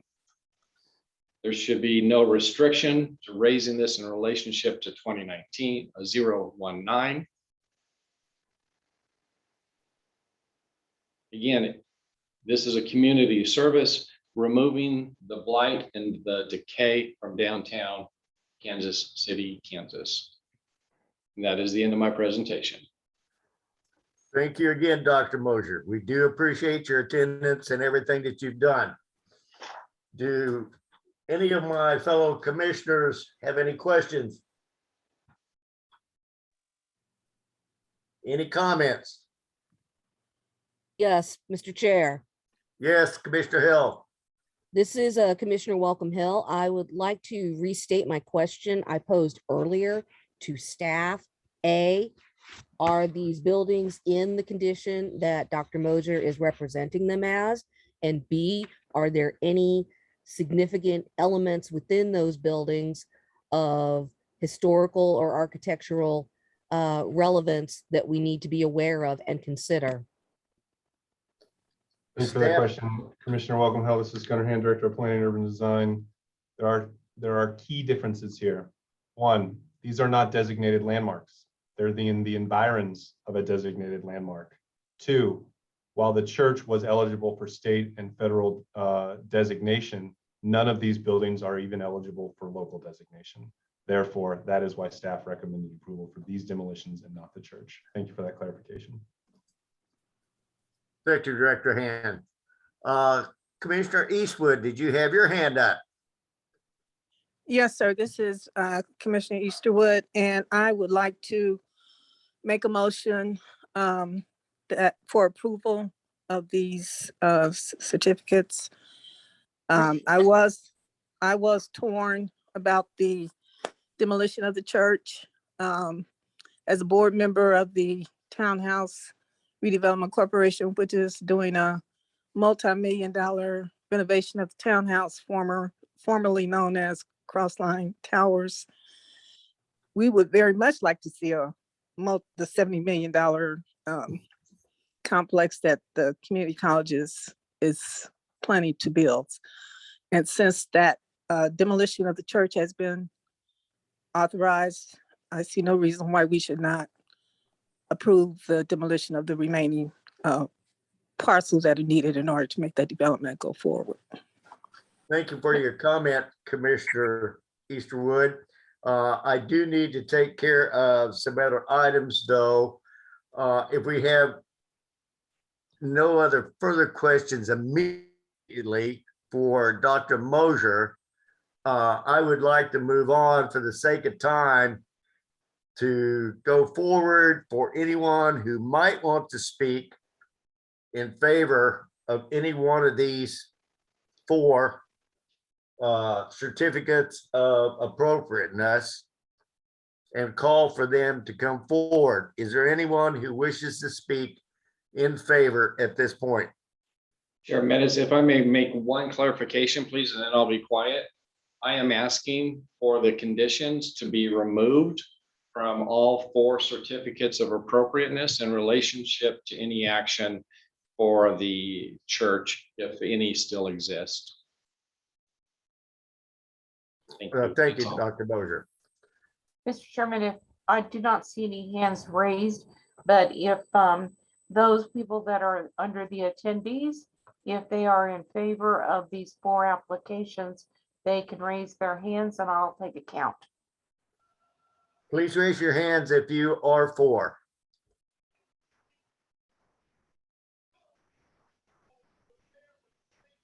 No, this is just the attendees, not the commission. All right, Nikki, you're only gonna get so much attention Yeah. from me. Mr. Chairman, I do have my count. Thank you. One And- panelist, I do need to remind the commission that we will take these applications one by one. We will not vote on them all at once. thank you. Mr. Chair, Yes, this is Commissioner Welcome Hill. I would like to second Commissioner French's motion to approve the CA 2021-021. in one moment. Did we have anyone here in opposition? Madam Secretary? No, sir, I do not see any hands raised. All right. Is there any further statement by staff? Gunnar Hand, Director of Planning and Urban Design. I think it's been pretty well covered in previous comments. We did have the condition of approval as we thought it was important to tie these demolitions to the demolition of the main campus. I'd defer to the commission if they want to maintain that condition or not. And that condition was, sir, that it was fully funded? Yes, it's the same condition that we applied to the church in terms of when the demolition can occur, and that is when the project is essentially ready to move forward. We Mr. had Chairman. originally said 100%, and then it had, through the Q&A over the last 60 days since the continuance in September, worked with the community college to adjust that to the 70%, as we now understand that is the milestone. Thank you, Director Hand. Commissioner Schrader, your hand's raised. Yes, I do think that it's important that we as a commission follow staff recommendations on when these demolitions can occur if we're going to approve them. So I think it's important that we keep those conditions in place. All right. It's been moved. Moved. Mr. Chairman, can we please go back? Let's have a correct motion and second. We've gone, back Yeah. and forth here. So could we please do it again? Thank you, Madam Secretary. Before we do that, Mr. Chair, could I have a clarification from Mr. Hand on what stipulations he believes that since the 2021-019 has been approved, he believes need to stay intact? Thank you.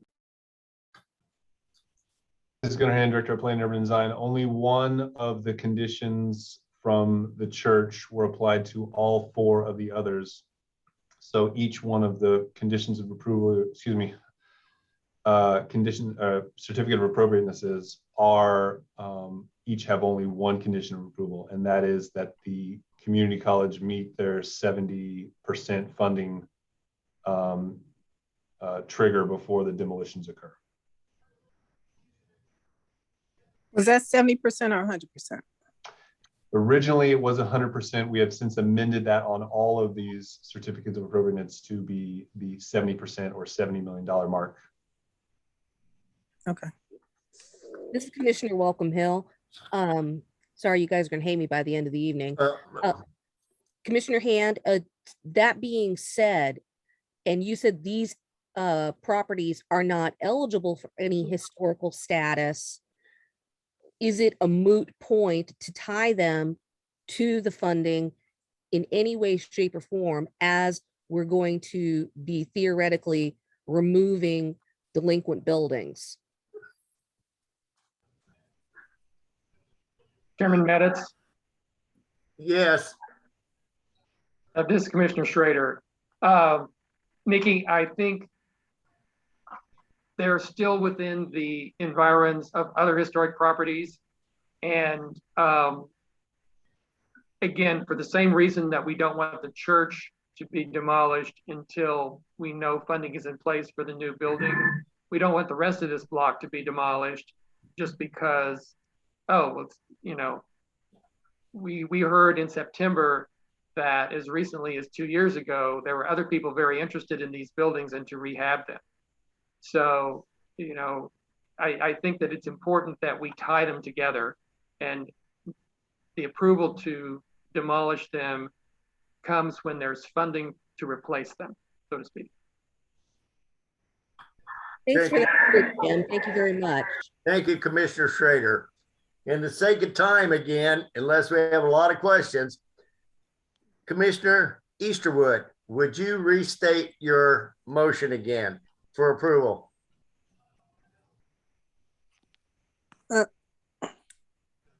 Yes, sir. I'd like to make the motion that we approve all the certificates as stated with the staff recommendations.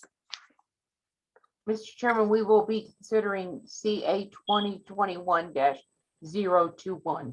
We have to vote on these We have to vote separately. them one at a time. We have to, okay. Yes, And so that is the motion for CA 2021-021.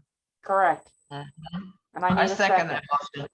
I would like to restate my second, sir. This is Commissioner Welcome Hill. Commissioner Hill, you want the second? Yes, sir. All right.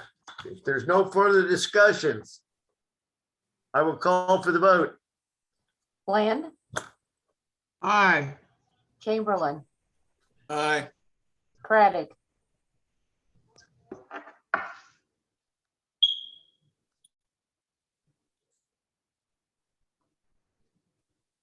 I think he's off.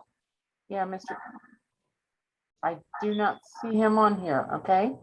Easterwood, Aye. French, Aye. Hill, Aye.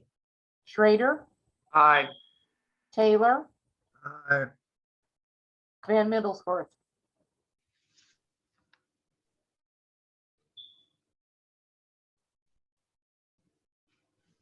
Mr. Van Middlesworth,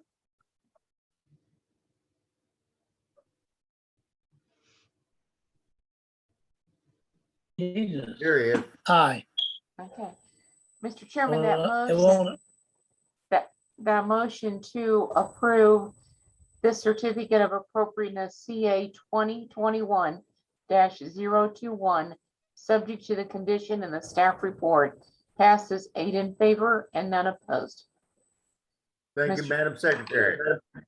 We now will consider CA 2021-022. Commissioner Easterwood, did I hear that you wanted to make the motion to approve? Yes, sir. Motion to. I motion second to that approve. motion. And Commissioner French will second. Is there any, Yes. any discussion? I call for the vote. Bland, Aye. Chamberlain, Aye. Easterwood, Aye. French, Aye. Hill, Aye. Schrader, Aye. Taylor, Aye. Van Middlesworth. aye. Mr. Chairman, that motion to approve CA 2021-022, subject to the staff's one condition, passes 8 in favor and none opposed. Thank you, Madam Secretary. We'll now consider CA 2021-023. Commissioner Make a Easterwood, motion to approve. did I I so- understand? I so Commissioner move. French. I second again. French. Easterwood Yes. moves, French seconds. Any discussion? I call for the vote. Bland, Aye. Chamberlain, Aye. Easterwood, Aye. French, Aye. Hill, Aye. Schrader, Aye. Taylor, Aye. Van Middlesworth. Aye. Mr. Chairman, that motion to approve CA 2021-023, subject to the one condition in the staff report, passes 8 in favor and none opposed. Mr. Chairman, our last application is CA 2021-024. Commissioner Easterwood, I understand you wanted to move that we approve. I so move. Second. Easterwood moves, French seconds. Any discussion? If not, I call for the vote. Bland, Aye. Aye. Chamberlain, Aye.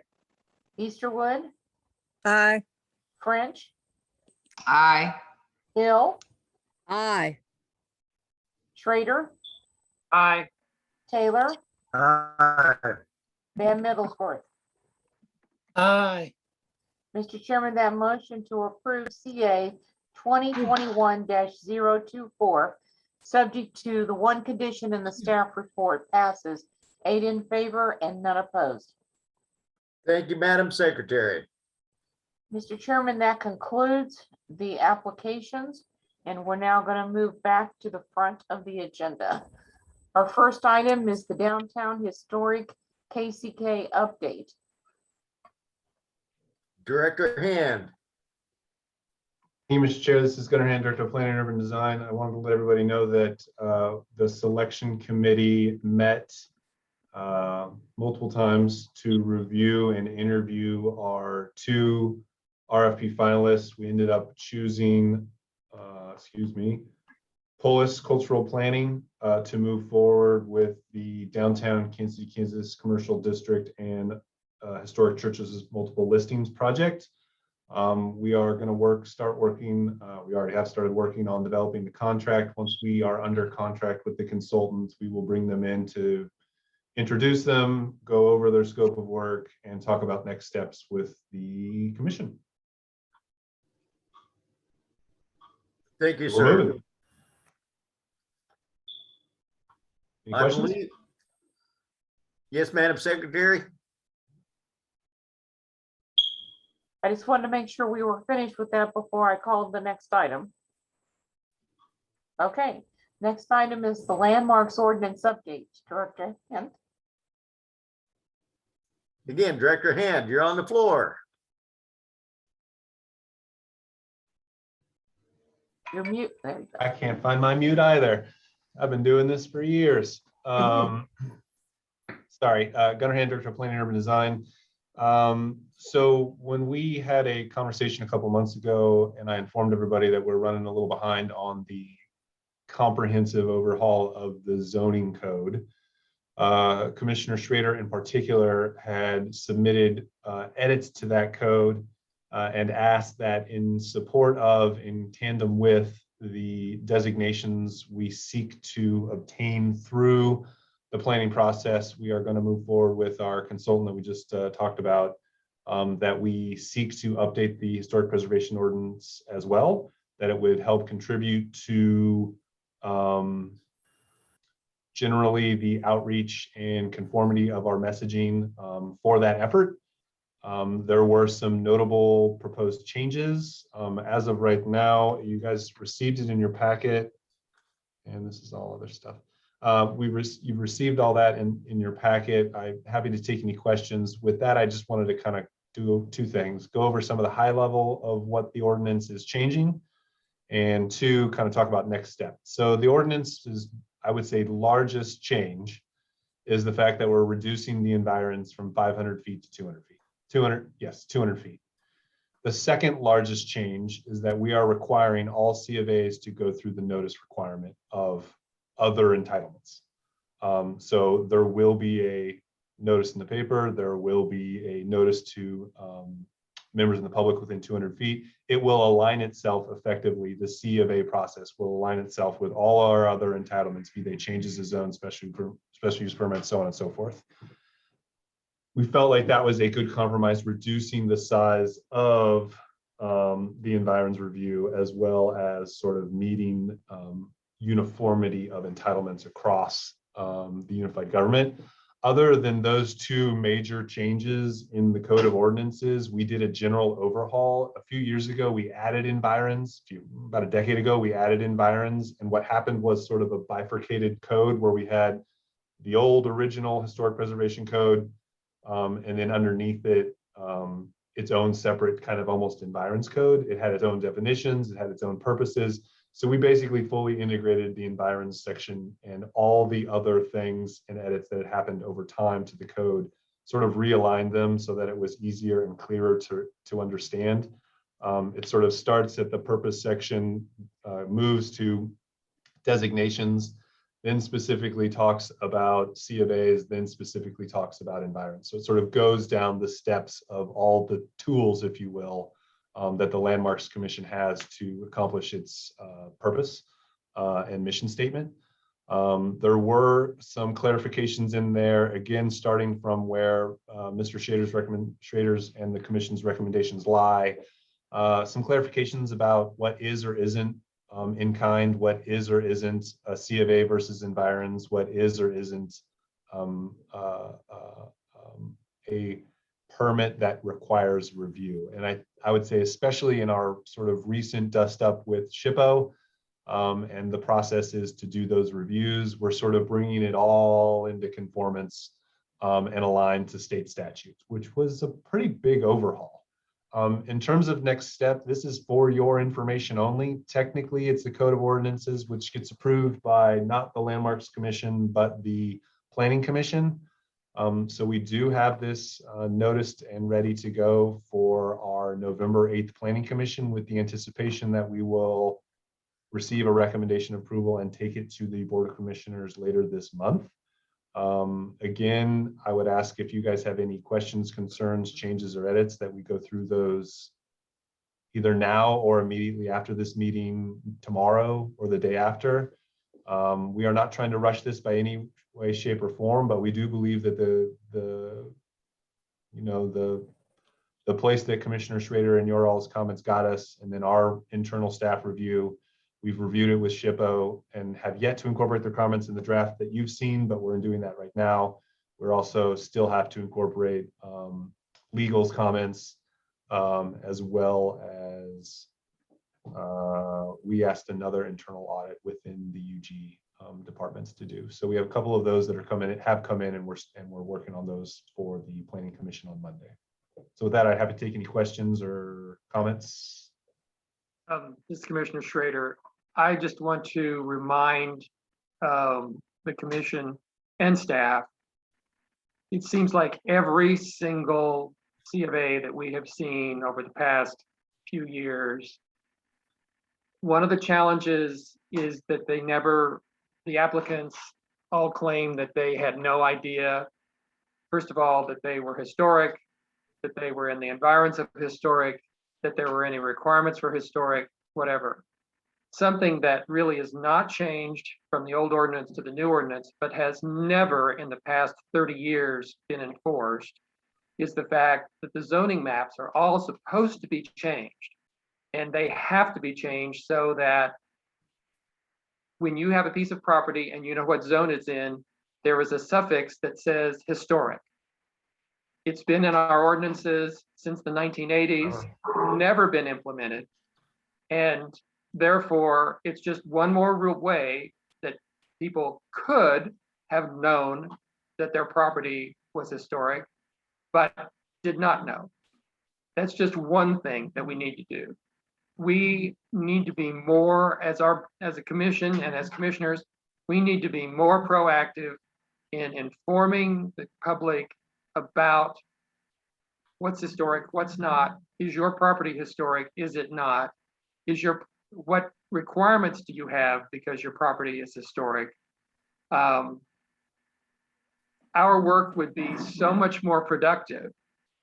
The staff's work would be so much more productive if we had in the past, and if we will in the future, do a better job of informing the public. I'll get off my soapbox, but we have to do this, folks. Thank you, Mr. Schrader. Director Hand, it looks very good to me so far, but I have a couple of concerns, and that is throughout it, there has been the elimination of the designation, let me find it here, of a historic landmark, and historic districts have been eliminated. It concerns me that the historic landmark has been eliminated in some of these, because a landmark might be a mound, that maybe it's an additional mound. It's been attributed possibly to a Native American mound, but no excavations have been done on it. Another one, example would be, there's no structure left, but the Pratt Indian Mission out by the Speedway is a designated local historic site, landmark, but there's no structure. So I would feel more comfortable if that term historic landmark would remain within there so that it pertains to more than just buildings. Another example would be the Oak Grove Cemetery on the east side where the old brick plant was. I have a newspaper article when they cut the road through there, the bones started coming out of the hill, but they just called them old Indian bones and nobody thought about them and they turned them over to somebody. And it's a great point, Mr. Madison. I appreciate you raising that. Sorry, again, this is Gunnar Hand, Director of Planning and Urban Design. So we didn't remove landmark in district. What we tried to do, and we got the same response back from SHPO, State Historic Preservation Office. So we might make adjustments, but what our intent was is we changed where we in the code said historic landmark or historic district to say historically listed properties, and then we refined that or stated that definition up in the definition section to include any historical site, building, structure, object, or district. The issue we were trying to clarify is the sort of differences that we have between what's a landmark, what's a district, yes, but also what's a local landmark and a local district, and a state landmark and a state district, and a federal landmark and a federal district. And so we tried to fix that through clarification in the definitions and just sort of streamlining it. So historic landmark's still in there, historic district's still in there. We just refer to them both as this one thing and then clarify in the definitions. Again, that was a very specific point from SHPO, so we might have to revert back, but we want to maintain that same intent, which is to, again, better clarify all the nuances that are within this ordinance and all the nuances between the different levels of historicness, if you will, that are outside and beyond our local ordinance. So that was the intent, and I apologize if that came off as confusing. We did not want to remove landmark. Do you need any kind of action from us as a commission tonight on this? No, I'm happy to continue to answer questions. Commissioner French raised her hand. I think if anybody has any other either specific or general comments that you'd like us to take into our final edit reviews for the Planning Commission's consideration, please let us know.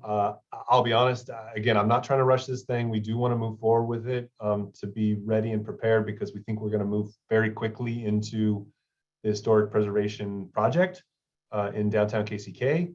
But what I guess I would say is, if you come across some comments anytime this month and you feel like we need to make a change, we can do that.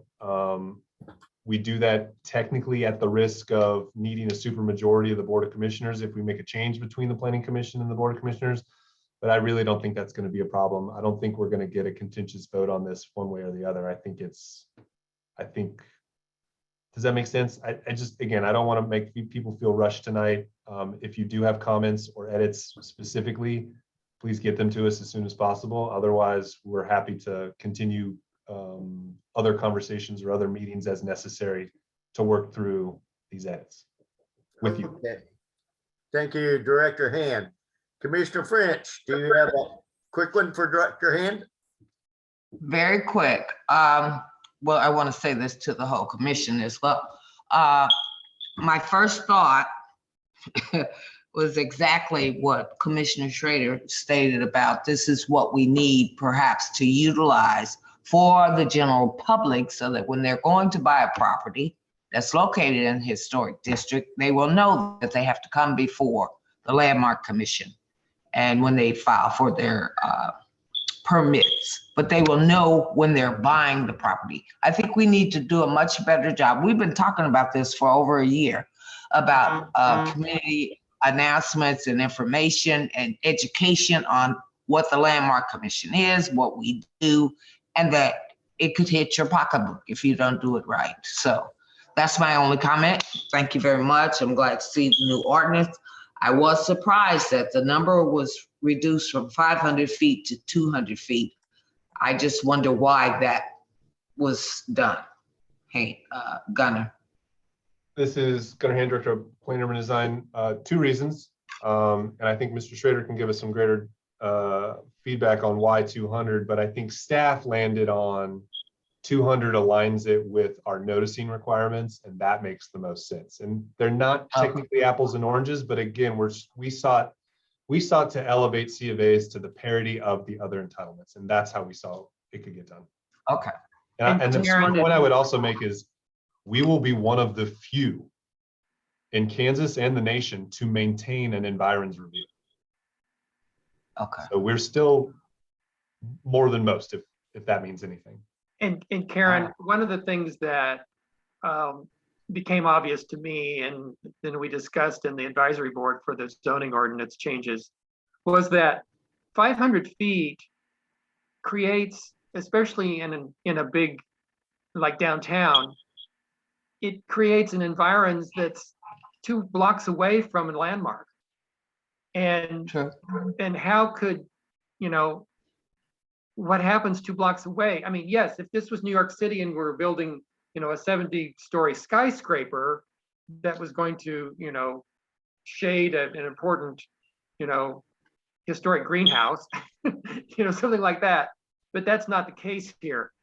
200 feet allows, something across the street, the next 2 or 3 lots to the side, something behind, but it's not a block or 2 over. So, and I remember going on to the zoning maps and just kind of looking, it's like, yeah, 200 feet actually works. It gets the ones that you're really concerned about. If you've got a historic property, you want to be sure that there's not something, there's not a slaughterhouse going across the street if the zoning allows it, that kind of thing. So, and I would just add, outside of downtown, where you see a very significant overlapping of environs from various designated landmarks, most of these landmarks are in residential neighborhoods. And the landmark itself is a church, it's a school that doesn't look anything like the shotgun homes around it, right? And that's not to say that those homes aren't also important to the character of that building, but we find ourselves trying to say, okay, this is an Italianate style school. How do I do an environs review for a single family shotgun house made of sticks compared to that, right? So it becomes very difficult. And again, we focus on the character of the neighborhood maintaining its semblance above and beyond sort of the character of the landmark conveying its character to those environs. It's the environs, protecting the environs that has and always have been around said landmark. So it's a little 500, again, doing that is fine. Doing that 500 feet started to become a little bit of a stretch practically when we were doing a lot of these environs reviews, quite frankly. All right. A lot of these no people problem didn't with even that. know. I just gave out some bad information last week. No. It's. I appreciate. No, the I comment. did. I told them 500 feet because that's what it was last week. Yeah, and it still is. It still is. Thank you, So, Director but Hand. it's a big change, and that's a good point. Okay. All right. Sorry, Mr. Minutes, I I apologize. One more thing, and I know we're going late and everybody wants to get to the end of the Chiefs game here. But the point that Mr. Schrader and Commissioner French made regarding the mapping, as we went through this process from staff, we made a laundry list of things that we need to do. And one of them very clearly is to send a note to every single person who has a landmark property or is in a landmark district, notifying them that we are not changing their zone, but we are going to add the suffix. We don't think that's a change of zone. We think we're just going to do a mass notification, and that'll be one of our efforts. Good. When we change the map, we'll send everybody out and say, hey, your property is going to get an H suffix as per the code. Did you know you're a historic property? We will do that. That will be, it's not as comprehensive as what we've talked about but I think it's a really good start. Thank you. Okay. I make a motion. Is that it, Janet? No, we So I was don't need a gonna make a motion. motion. We just need to move on to Move the on. reports. Commissioner Schrader, update from Outreach Subcommittee. No report. Okay. The next item is commission training, Director Hand. Gunnar Hand, Director Planner, resigned. Just a reminder, we're doing it in January. We'll send out a notice as soon as we lock down the specific date. We've had some really interesting commission meetings the last few months. I would encourage you all to think about things you want us to include in that training as we develop it. We're in that process right now with the consultant and staff. So just a reminder. Okay, our last item is Sour Castle update. This one's me too. I'll just go to it. I just wanted to bring to everybody's attention that there was a stop work order placed on Sour Castle. I know we've been tracking this project as a commission. To rectify that stop work order, the property owner has been asked to obtain a certificate of appropriateness. We expect that, let's say, imminently, at which time we will probably hear that case in the near future. I just want to let everybody know and be aware of that. Thank you again. Mr. Chairman, our next meeting is December 6th at 6 p.m. All right. Thank you, everyone, for a long meeting. It was difficult. It was a tough meeting, but we got through it and we did it very well. All of you have an enjoyable Thanksgiving, and I will see you on December 6th. Enjoy. Thank you. Bye, everyone. Thank you. Bye.